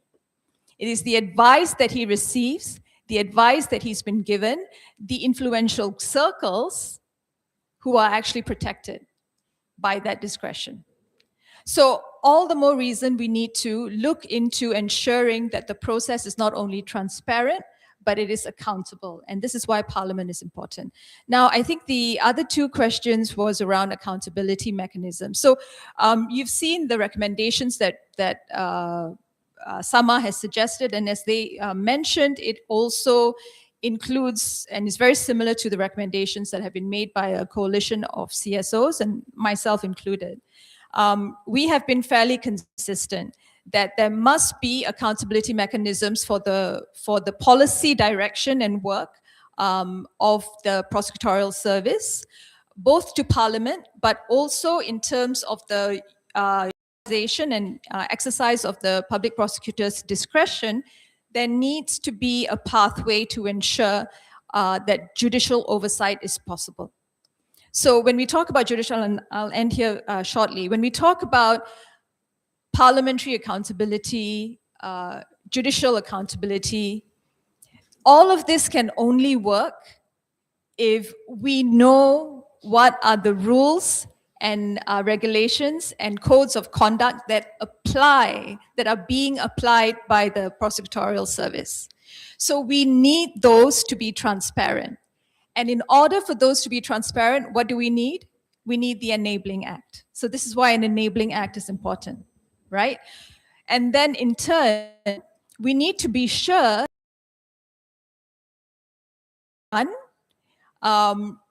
meets proper standards. And in order to do this, we need to have an annual report presented by the prosecutorial service so that Parliament can act on service. So I'll stop here. Thanks again to Projek-SAMA for inviting me to this. Thank you, Maha. I forgot to respond. Ken just now made three suggestions. I forgot to respond to the first one, including MACC. The moment that MACC files are open up, that we have system access to it, SAMA is willing to expand our database to cover that. But I emphasize the part about systematic access to MACC files because we are particularly conscious in selections of cases. We do not want to make any selection bias, whether it is our subjective preference or because of objective constraint. If you look at here, you would find Betty Chiu. Betty Chiu is Mrs. Lim Guan Ying, if you do not know who she was. But you would not find Datin Sri Rosma Manso. If you wonder why, it's because that we set our criteria very clear. We include current or former elected representative whose cases in corruption, criminal breach of trust, and money laundering that has started or continued after 2018. Madam Betty Chiu was included because she was actually a former ADUN in Malacca. That's why she's in. Rosma Manso is not in. But why didn't we cover everyone? Of course, that's all work to do. But also the danger that we may actually miss out some people unless we have the ability to do so. So I want to underline this. I think one great challenge to Malaysian society today after democratic transition is a loss of trust. It's become so trendy for us to run down on any institutions, any personality, to think that everyone is not worthy, trustworthy. And for people who undertakes like Projek-SAMA on this database, we remind ourselves that we pass all the tests. And academics who make a very poor selection, you get your reputation tarnished, but it'll be much worse for an NGO. So we are very happy to extend that, to find more resources to do more, but we always make sure Projek-SAMA, and I want to thank again Malaysia Kini for hosting this. Currently, the link is a temporary website, but you click in, you would get to Malaysia Kini website later. It's just a technical things that it will take a bit of time before moving over there. And also, I would like to register our appreciation to Joanne Ding and Luminate International for encouraging tech-based advocacy. It's her effort that we inspire us to think on this direction and to get Kwang King and Yen to work together. Now, I'm not going to repeat what each of the panelists of time. What I'll do is going to invite response from the floor, from Malaysians as well as international friends. But I want to give the first chance to our MP from Petaling Jaya.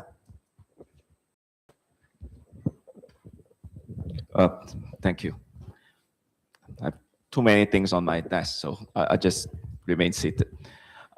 I truly thank Projek-SAMA by, I think, having this very important project online. I think that really helps in our advocacy to empower Parliament further. As backbenchers in the past, I used to serve and work as a parliamentary research officer. And I could witness with my own eyes in the past 15 years, much has changed. But there are also problems where even more that has not changed or even regressed in the Parliament. As backbenchers, my role, I believe, is to keep opening up more space so that we could connect people on the ground and provide that transparency as well as accountability so that we could help check and balance the government. This is our role. And keep opening out more doors also create a lot of frustration. And one of them remains in our newly formed or revived Parliamentary Select Committee, which I believe is, if this our advocacy works, I think this appointment should go through a process of a select committee.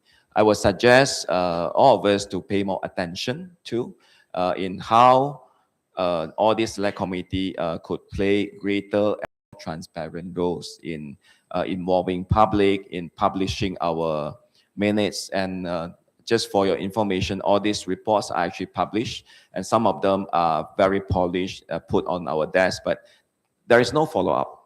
There's no follow-up. So we have really a lot of reading to be done, but it's not available to the public. And all these documents are also not online. I realize that. So it's great to push to have more transparency on that.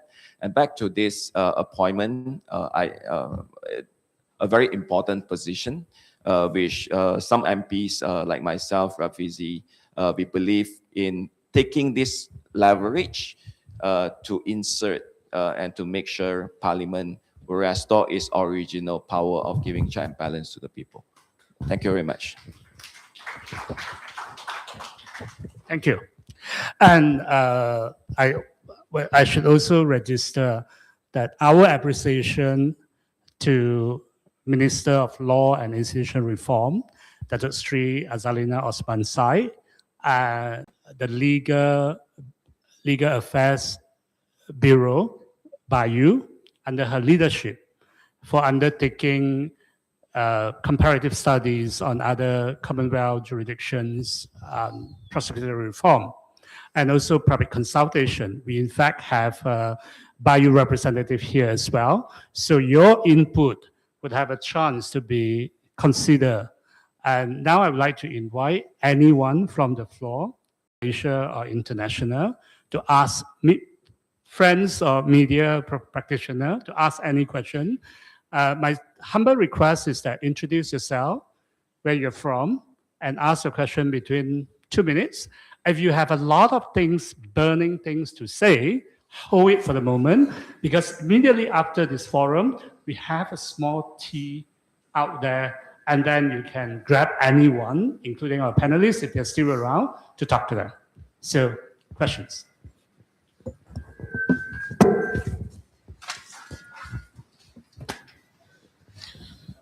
Bismillahirrahmanirrahim.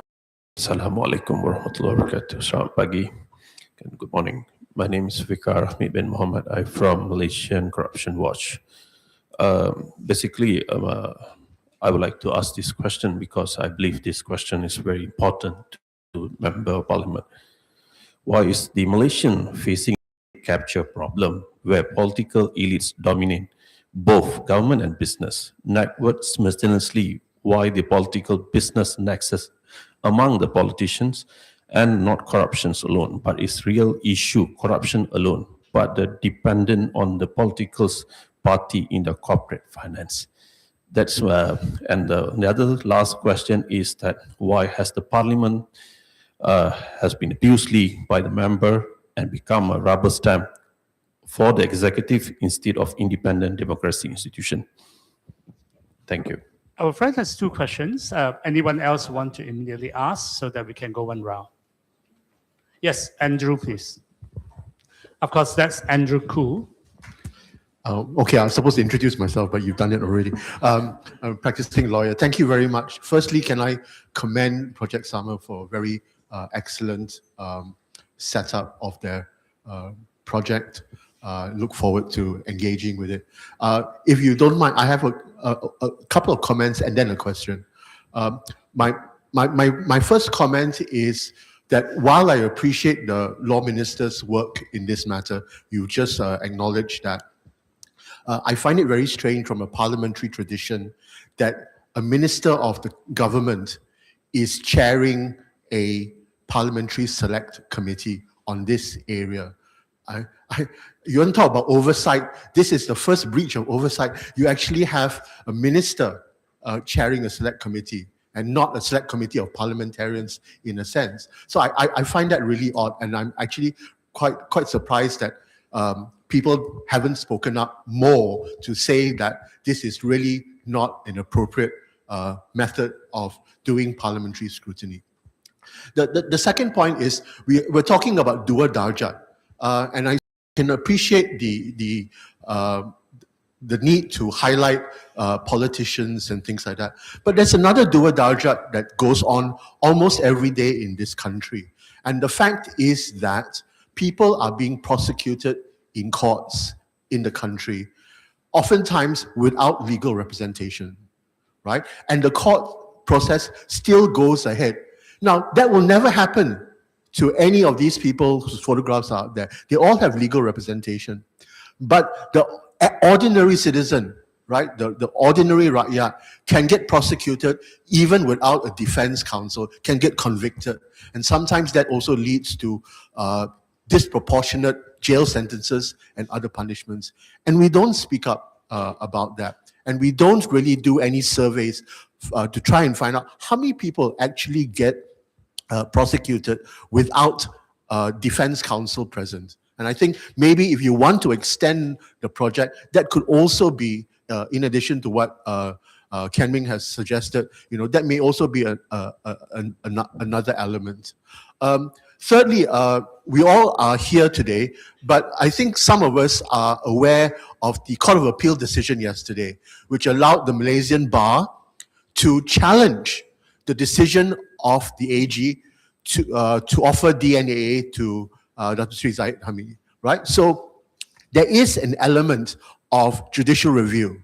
It's limited, but there is there. And I think all the jurisdictions that you mentioned, all the 5 jurisdictions that you mentioned, also have a certain degree of limited judicial review. Now, should this judicial review be something that should happen all the time? I don't think so. I think there are certain things that, should be allowed. It can't be scrutinizing every decision that an administration makes. I think you've got to decide what are the ones that really are important. And I would just also remind folks here, I think David Wallace is here. I mean, you remember what happened in the Catherine Gunn prosecution in the UK about the Iraq War. Now, she was prosecuted in the UK for breach of the Official Secrets Act. And then it transpired that part of her defense was going to be, I'm going to tell you that the Attorney General changed his legal advice to Tony Blair, the Prime Minister, from the Iraq War is illegal to the Iraq War is legal. And because of that, because of the danger of that, the Crown Prosecution Service actually withdrew the prosecution, offered no evidence, so that all these things couldn't come out, because it came out later on with the Iraq inquiry. But at that point in time, the whole idea of prosecutorial discretion basically meant that the AG did withdraw the prosecution of Catherine Gunn so that this thing would not come out. And so that Lord Goldsmith, the Attorney General, would not be embarrassed by the fact that he had changed his decision. So you see how sometimes these things are politicized. So it's good to have this idea of openness. I'm glad that you are taking up the example from Canada. I had the benefit of being part of the consultations, at least online. I was invited to join in all the 3 consultations with Australia, with Britain, and with Canada, ABC. I think the Canadian idea of recording whatever transpires between the AG and the PP and to put it on the register makes for a degree of transparency that I think is important.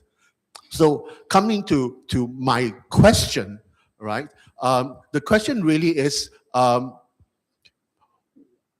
will the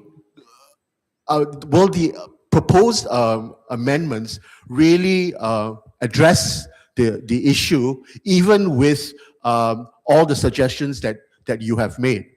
Because I think one of the things that you will see in at least 3 out of the 5 jurisdictions is that you have already in existence a freedom of information environment, right? So you are now asking for there to be transparency. But I think the transparency has to be across government. It's not just in this regard. Because Australia, the UK, and Canada all work on the basis of we already need to have a FOI environment where everything is transparent, nothing is secret. So prosecutorial guidelines are open, are transparent, everybody can already see it. So, we are still struggling with a OSA kind of environment where it's secret unless we let it go. And so to what extent do you think there can be a sea change of the thinking within government to actually have FOI? Now, I know the government's talking about an FOI bill, but how much of that will actually be implemented? Thank you. Thank you, Andrew. I commend the exceptionally high quality of his floor comment. And I want to reverse the order. Yes, Melissa, right. You want to wait for a while because I'm thinking the next... Very small question. Thank you. Hi, good morning, everyone.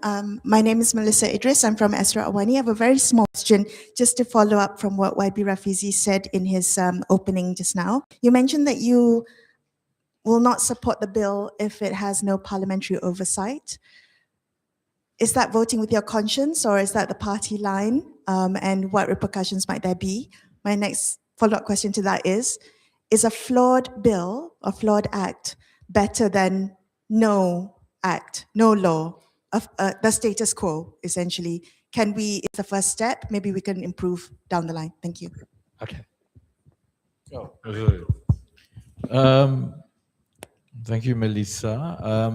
Yes, is my personal decision as an MP.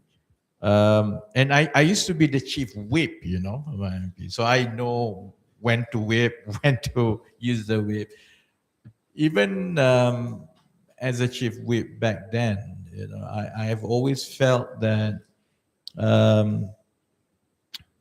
there are votes that you have to follow the party lines, budget, and so on. But there are votes that concerns reform. that I think individual MP must be allowed to have a conscious vote, especially for a party like PKR, which is supposedly a reform party. Whatever the decision that PKR wants to take, I think that's entirely up to them. The whip now is my good friend Aminuddin, the MB of Negeri Sembilan. I will submit to whatever Chief Whip's decision. But so far, I think PKR has been rather mild in taking disciplinary action or exercising whip in parliamentary affairs. Most probably because it's just the balance and dynamics of power in parliament. Because for PKR, there's 31 MPs. Most of the backbenchers are senior leaders and senior MPs because the junior ones have all been appointed to the cabinet. So if in that sense, it works out quite well because we are able to exercise, our views, become more, takes a more activist approach to Parliament in the last 6-7 months. And given that we are more senior, given our seniority, we are more experienced. All of us have been there for 2 or 3 terms. It allows us to at least strengthen that bit of democracy. And PKR has, I don't think it's easy because almost the majority of the backbenchers are us. And PKR only has 31. If they take action, that means that Anwar Ibrahim will not become a prime minister anymore. So because of that, there exists this unique opportunity where senior MPs like us have the leverage to speak on your behalf when other backbenchers from DAP, from UMNO, from all other parties will still follow their party lines, I think there's at least 10 of us, Maha should know. There's at least 10 of us, and in this particular bill, we are perhaps the most important group in the universe for this bill. Because the government needs 152 to pass. 152, right? Sorry, 48, 148. 148. The government needs 148 to pass. Officially, the government now has 152. There's 10 of us. Without us as a bloc, government is left with just 142. This bill is not going to happen without us. So I'm not asking for much, we have conquered largely with the recommendations given by the NGOs, the advocacy group. Then it's really up to government to really consider that and to close it. Melissa asked, is it better to make the first step than not making the step at all? Actually, if it's the first step, it's more or less the same as what we have now. I'd rather wait, because I don't want to open the floodgate. I was quite grateful that Maha actually mentioned it because politicians tend to navigate about giving the discretion to the constitutional monarch. Because the very reason we have this discussion is to bring about accountability to the public. The power must rest with voters so that if there are bad choices, if there are mistakes, if there are misconducts, then at least the power rests with the public to have a follow-up actions. You sack the government, you sack the MP.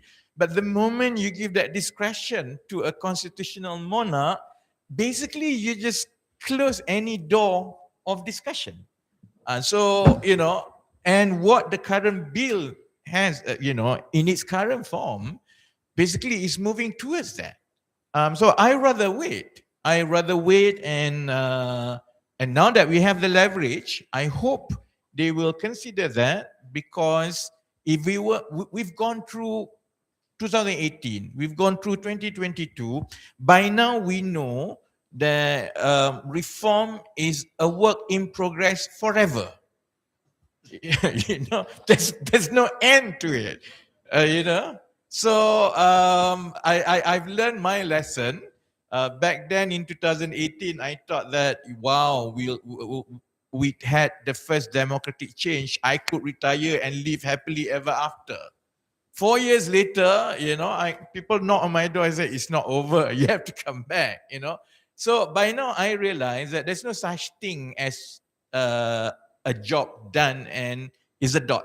It's going to be a process. And with that in mind, I think we should wait and push for a better bill before the block of MPs can actually support it. Just to answer Melissa's question as well, if we think back on the anti-hopping law and the constitutional amendment that was passed when Ismail Sabri was the Prime Minister, the group that had leverage at the time was actually the Bersatu MPs and the leadership. And what they did was they insisted that those who were sacked from the party should not lose their positions as MPs, and that was a flawed decision. But we in PH we supported it because we felt that that was the best that we could do at that point in time. Obviously, that decision by Bersatu came back to haunt them, as 6 of their MPs declared support for Prime Minister Anwar, and they couldn't be sacked, and now even more so. Going to this case, the leverage is in the hands of the 10 MPs. And if, let's say, they can try to extract a better outcome compared to, what we have now, they should do it. Yeah, so that's sort of like the response to your question. I'm going to get to Maha very quickly. But thank you, Marissa. I'm quite sure that this will be the headline for the event today. So we have a top journalist, top news-making parliamentarian. We got the story today. Thank you. And just on the anti-hopping law, thanks, Keming, to provide that context, because if PKL were to sack Rafizi or Tian Chong, they'll be free. They'll be free agents. You can have a new party next week, right? So that wouldn't happen. And I always think that our anti-hopping law is actually correct. Maybe Bersatu pressed for the wrong reason, but it's actually a correct thing. Yeah. Anyway, so I'm going to pass this to Maha now. You might want to respond to other things on Andrew's point about the legal aid is very important, but Projek-SAMA has no ambition to ever get anywhere close to the bar associations on doing more research on this. We just want to do a little thing. We have a bit of advantage because 1/3 of our members happen to have law background, but not anyway aiming to do what bar would do better. So I'm going to take some of Andrew's questions. Minister chairing the committee. Yeah, not ideal, but here's the problem with that. It's actually in the Constitution. So under Article 61(2), there's actually a provision that says Parliament can appoint ministers and even the Attorney General to sit on committees of either house. So that's our problem. That needs to change. There's a similar provision also in the standing orders on this. So that's a problem. By practice as well, it's unfortunately been the case over the years, way back when we used to have ad hoc parliamentary committees as well, that ministers would chair those committees when it involves a bill. Again, it is not an ideal situation and something that we do need to move towards changing. The question on the relationship, so the models, Andrew, that you cited, the gazetting, something that we've all said should happen, the gazetting of any communications, discussions between the Attorney General and the PP. We've made those recommendations, but I think it's very important to note that the current bill does not talk about the relationship between the Attorney General and the PP in terms of how will they manage those situations in which there could be a national interest element in a prosecution. So it's not spelled out in the Constitution, and the government hasn't said how they're going to iron these things out. But that is precisely why we keep pushing for an enabling act, because we don't even know. The Attorney General's chambers is this huge complex. It has multiple divisions. There's a division that looks into law reform. There's a division that looks into the harmonization of laws with Sharia laws. There's a division that looks at international affairs, right? Multiple divisions apart from the prosecutorial side. How are all these divisions going to be divided and distributed between the new Attorney General's office and the Public Prosecutor's office? That matters. We have no clue. But this is why we need an enabling act, and we need some commitment from the government as well about how all of these things are going to be done. On the question of the extent of information, absolutely, this is the problem. When you don't have an FOI, then we can't go and inquire from the Attorney General's chambers. Do you even have a code of conduct currently? Do you have written guidelines relating to discontinuance of proceedings? We can't even ask those questions. We can't get the information. The best we can do is through Parliament. Because oddly, where you might find OSA stopping you from getting information directly from these government agencies, when you utilize parliamentary proceedings, questions, and so on, you get some of these answers. Certainly, committees have far more powers over and beyond. You know, they're not really necessarily bound by the OSA. They can get information from government agencies. So that is why Parliament is so important, and that's why we keep pushing it, but it's also why we keep pushing an enabling act. So when you have an enabling act, what does that mean? All these things that were secret before can no longer be secret. It's in an act, right? If you're required to issue even regulations under an act to spell out what are your guidelines for discontinuing a proceeding, these are regulations that you can then require the PP to table in Parliament, for example. So this is why, again, the Enabling Act is really important. Final question, Melissa. You know, I get, so we've been doing the rounds on this, a lot of us who've been pushing for a better bill. I often get asked this question: if the choice is between the current situation and a flawed bill, would I take the flawed bill, or is it better to have the current situation? It's a false choice. There are three choices here: the current situation, a flawed bill, and a better bill. The third choice is here because we've suggested it. And the second, I think that the second point around this is also, who actually is pushing back? Who is saying no to these improvements? Is it the MPs? Not the MPs I've met. And I've met a lot of the MPs from the government side. So who actually is pushing back? And do they have a vote in the House? Because if they don't, what's the problem? That's the mic drop. So I'm going to stop now. Thank you. Okay, well, I want to invite for the last round of questions. After that, the panelists would conclude. And yes, Hadi. Thank you, Ching Huat. My name is Hadi from CIS Forum, previously with Reform. So I just wanted to ask a question. I think we missed one important point, which is I'm look forward in the bill with regards of the public prosecutor, with regards of the values. I think not in our cultures, in our when we prepare a draft of bill, we put the parliamentary we put the values to be codified. I give you an example. We missed out the point. One of the characteristics in the previous Parliamentary Service Act, among the Westminster system, they put the parliamentary values in the bill, in the draft of the bill. But I'm just wanna to ask opinion from should we, consider that the value should be put in there.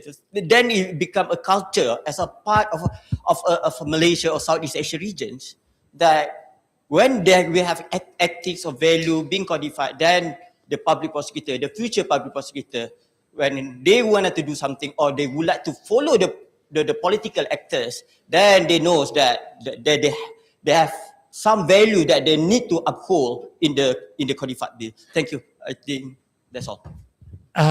Any other questions? We can have two more quickly. You might want to seize the chance. We wouldn't know when we still have Rafizi in public forum. I'll be around. Don't worry. False advertisement. Come on. Okay, yes, please.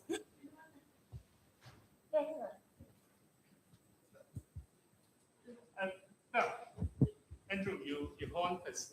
Since we have spoken for Hi, Priscilla from BFM.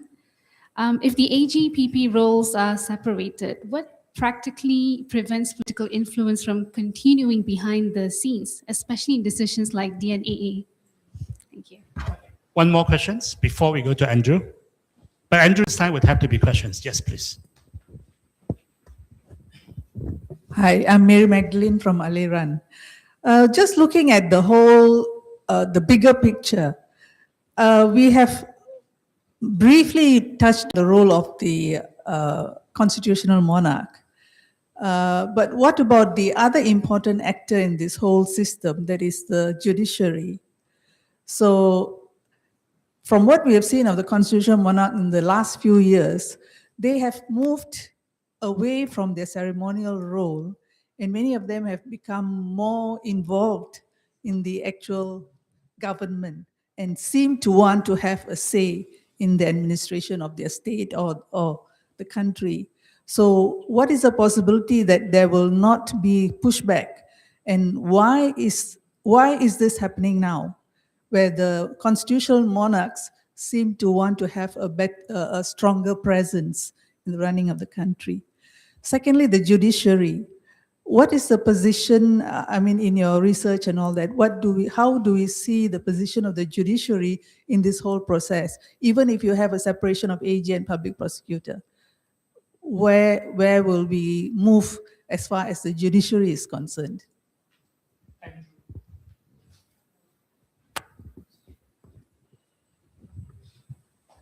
This is a question to Maha. In the current bill, we talk about, going back to the constitutional monarchy, the discretion of the YDPA. Can we not where the recommendation of the panel is something that the Yang di-Pertuan Agong has to accept? So if you remember Article 4041, it's, where a recommendation is made by a body, not only does he have to listen to that advice, he has to accept the advice and act on that advice or recommendation. Can we not make it that way so that he personally does not have any personal discretion in the matter? Thank you very much. I would like to invite Farah first, then Maha and Rafizi. I think about the question about the role of the judiciary, in our recommendations, we did put that, for example, when prosecutors withdraw the decisions, they have to record that decision in court. And that is true. I think some other jurisdictions, they do have to do that as well. So I think that's one role that the judiciary can play. And I think there should be, judicial review remains constrained in all of these other jurisdictions, I think including Malaysia as well. So maybe, I don't know, maybe more open judicial review. I think that's.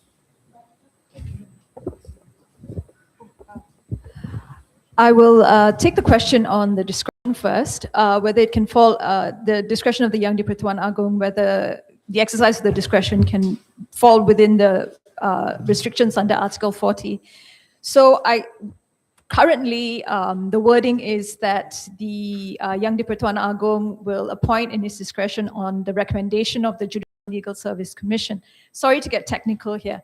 The use of the word recommendation calls into question whether the Yang di-Pertuan Agong need to follow the recommendation or otherwise. So there are suggestions that perhaps the word recommendation can be replaced with advice, which is stronger. Maybe that will work. But where we have actually, where we run into an issue is what happens when you have both the word discretion and to act on advice in the same clause, right? Because that's the question here. We don't have a clear determination, as far as I understand, from the courts. We don't really have a legal judgment on the point. Different legal experts take different views about whether that still gives the ability for the Yang di-Pertuan Agong to act on his judgment or not. So that's up for debate. On the question of whether we can prevent undue influence even after separation, well, actually, we will never have a perfect system, but what we will hope for is that the more requirements there are for transparency, i.e., tell us how you're doing things, tell us what the process, tell us the codes you're following in the regulations and so on, the more transparency you have, and the more accountability, which is answer our questions, right? The more you have these processes in place, the better tools of deterrent that we have in place to prevent or make it harder for undue influence and undue pressure to happen. On the question, if I may, on the judiciary, sorry. Yeah. Oh, on the question of, I think that was asked about Parliament have been getting better. The fact that we are sitting here in this room having this conversation, and I would like to echo what you said earlier. Under Bahyu, we have had far more engagement on this bill than on any other important bill since 2022, since the election in 2022. Yeah, and kudos to Sri Azalina for this, as well as to Bahyu for this. Many very significant bills that have been like this, double-edged swords, where there are good things and very bad things in the bill. For example, the amendments to citizenship laws. Many important bills like that have been pushed through Parliament with very little proper. So far has not been one of those bills. So I'll stop there. I'll try to answer very, because we have to adjourn as well very soon. It's Friday, and I think everyone skips your question because it's very sensitive. The question was that why is it that we seem to notice a tendency for the rulers or constitutional monarch to take more active role? My view is that it's part of the byproduct of democratization, you know. The democratic change in 2018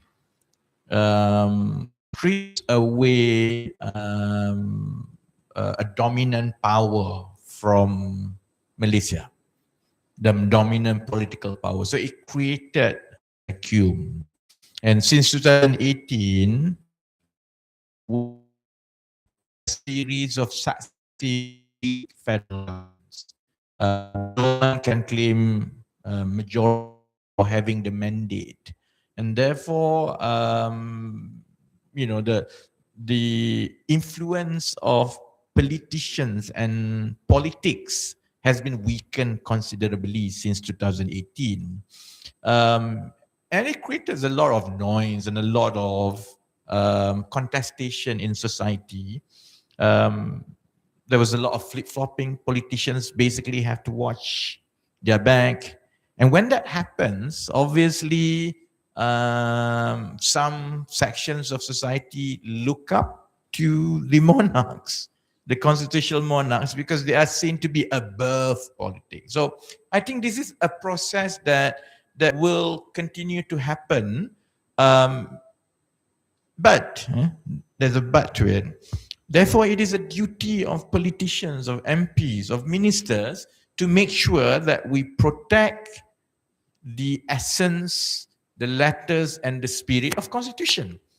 You know, it's not easy. I have to say it's not easy, but we have to balance it. Otherwise, don't become minister or prime minister, because we are a constitutional monarchy. And anyone who wants to walk the corridors of power must understand that it is your job to navigate it. And more than ever, that particular task is more challenging than ever, given the so-called political contestation that we have now. There's a question about, even if we have the separation of AG and PP in its current form, whether or not it will guarantee that there won't be interference. No. Basically, there's no guarantee. That's my concern. My concern is, okay, I may sound a bit harsh, but I really don't know how to waffle or, gloss what I want to say. My concern is this. It's just for the sake of trying to tick a box that Anwar NPH is doing reform.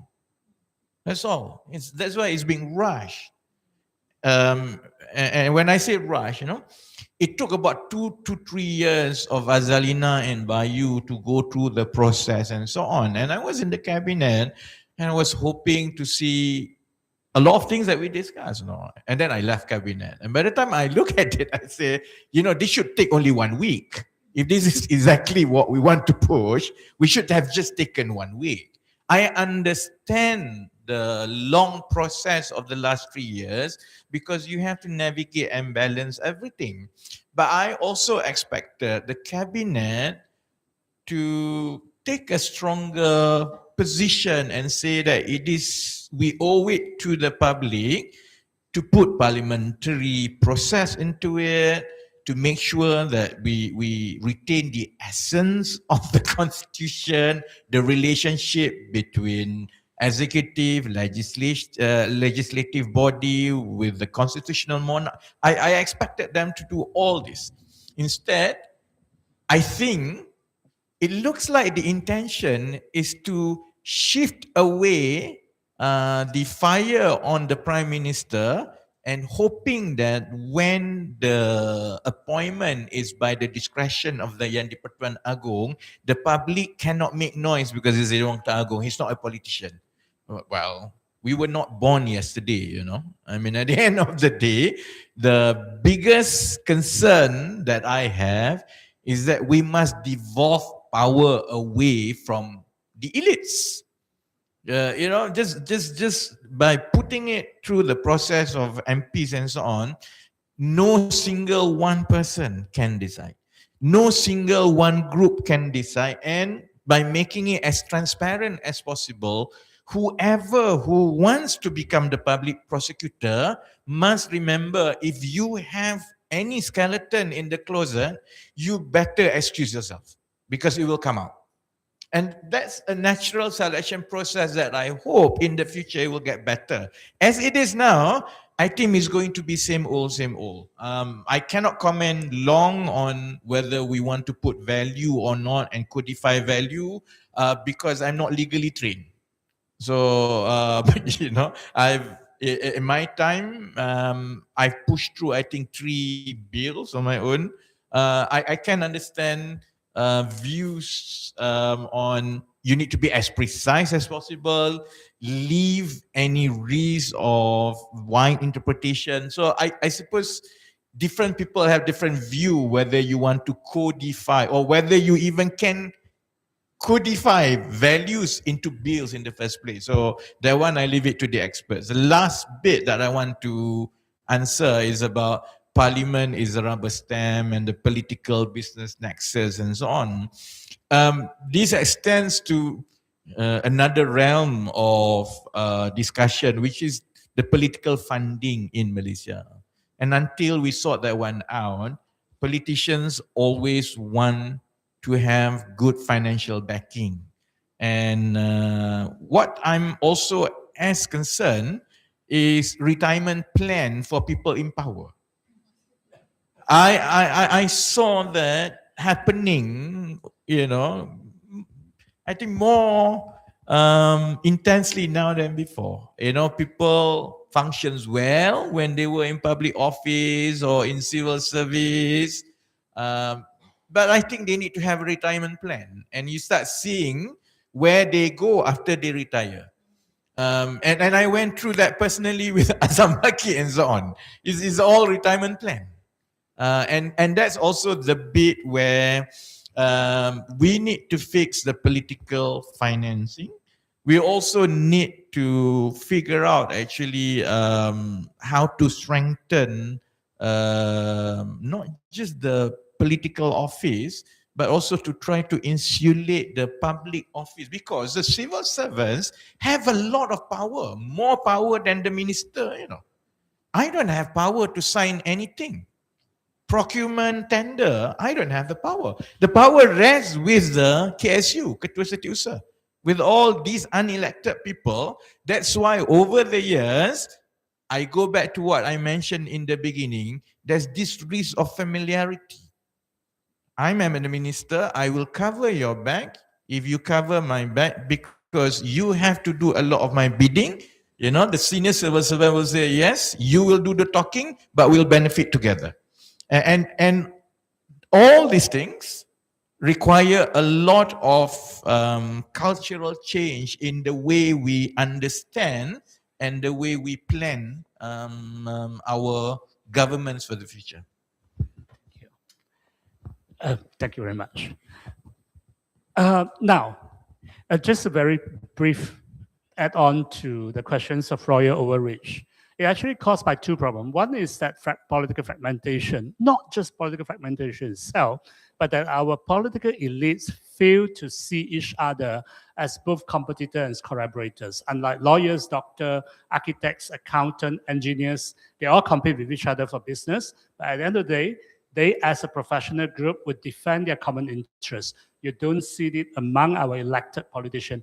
They bend over to woo the unelected institution, and that undermines constitutional monarchy and parliamentary democracy. The second point has to do with the people. We like to run down on parliament. We like to run down on elected politicians. But at the end of the day, if they are so bad and we are so good, how could good people like us elect bad people like them, right? We are destroying the system, so we cannot complain about royal overreach unless we are willing to take Parliament seriously, as what Maha reminded us just now. But you know what? Some MPs require and deserve the trolling. Okay, but as what Maha say, you don't need to trust politicians. You don't need to trust individuals MP, but you should trust the institution of Parliament. I would add and say, if you think the Parliament is not trustworthy, you cannot trust the Parliament, make it trustworthy. All these are actually works that need our effort. It wouldn't fall from the sky. Now, with that, I want to conclude the forum and invite you to celebrate what we have achieved in the past 8 years. We have had 5 prime ministers in 5 years. You know, when Mahathir started his reign, his rule, he was talking about look east, right? Japan has a habit of changing prime minister every 2 years. We beat them for that 5 years. And we're no longer scared about elections when you have, we never worry about riots when we have elections. All these are good things, but we have to take it further. So before I allow my esteemed panelists to dismiss, please give them a big round of applause. And I want to show you this. Well, this is the wall that I have to do some advertisement. We would like you to buy bricks. Each of them costs you only 100 ringgit. That's basically 5 visits to Starbucks, right? Then you could help to build the infrastructure. This is what we have got so far. We only achieved about, what was that? How many plans? Well, we need 60,000, we got 4,300. So, anytime you feel like it, just do so. Switch to the form, please. This is the form. Go down. Yep, you can buy bricks, and then we're going to put it up. Thank you very much. And I'll pass back our time to our host, Beverly.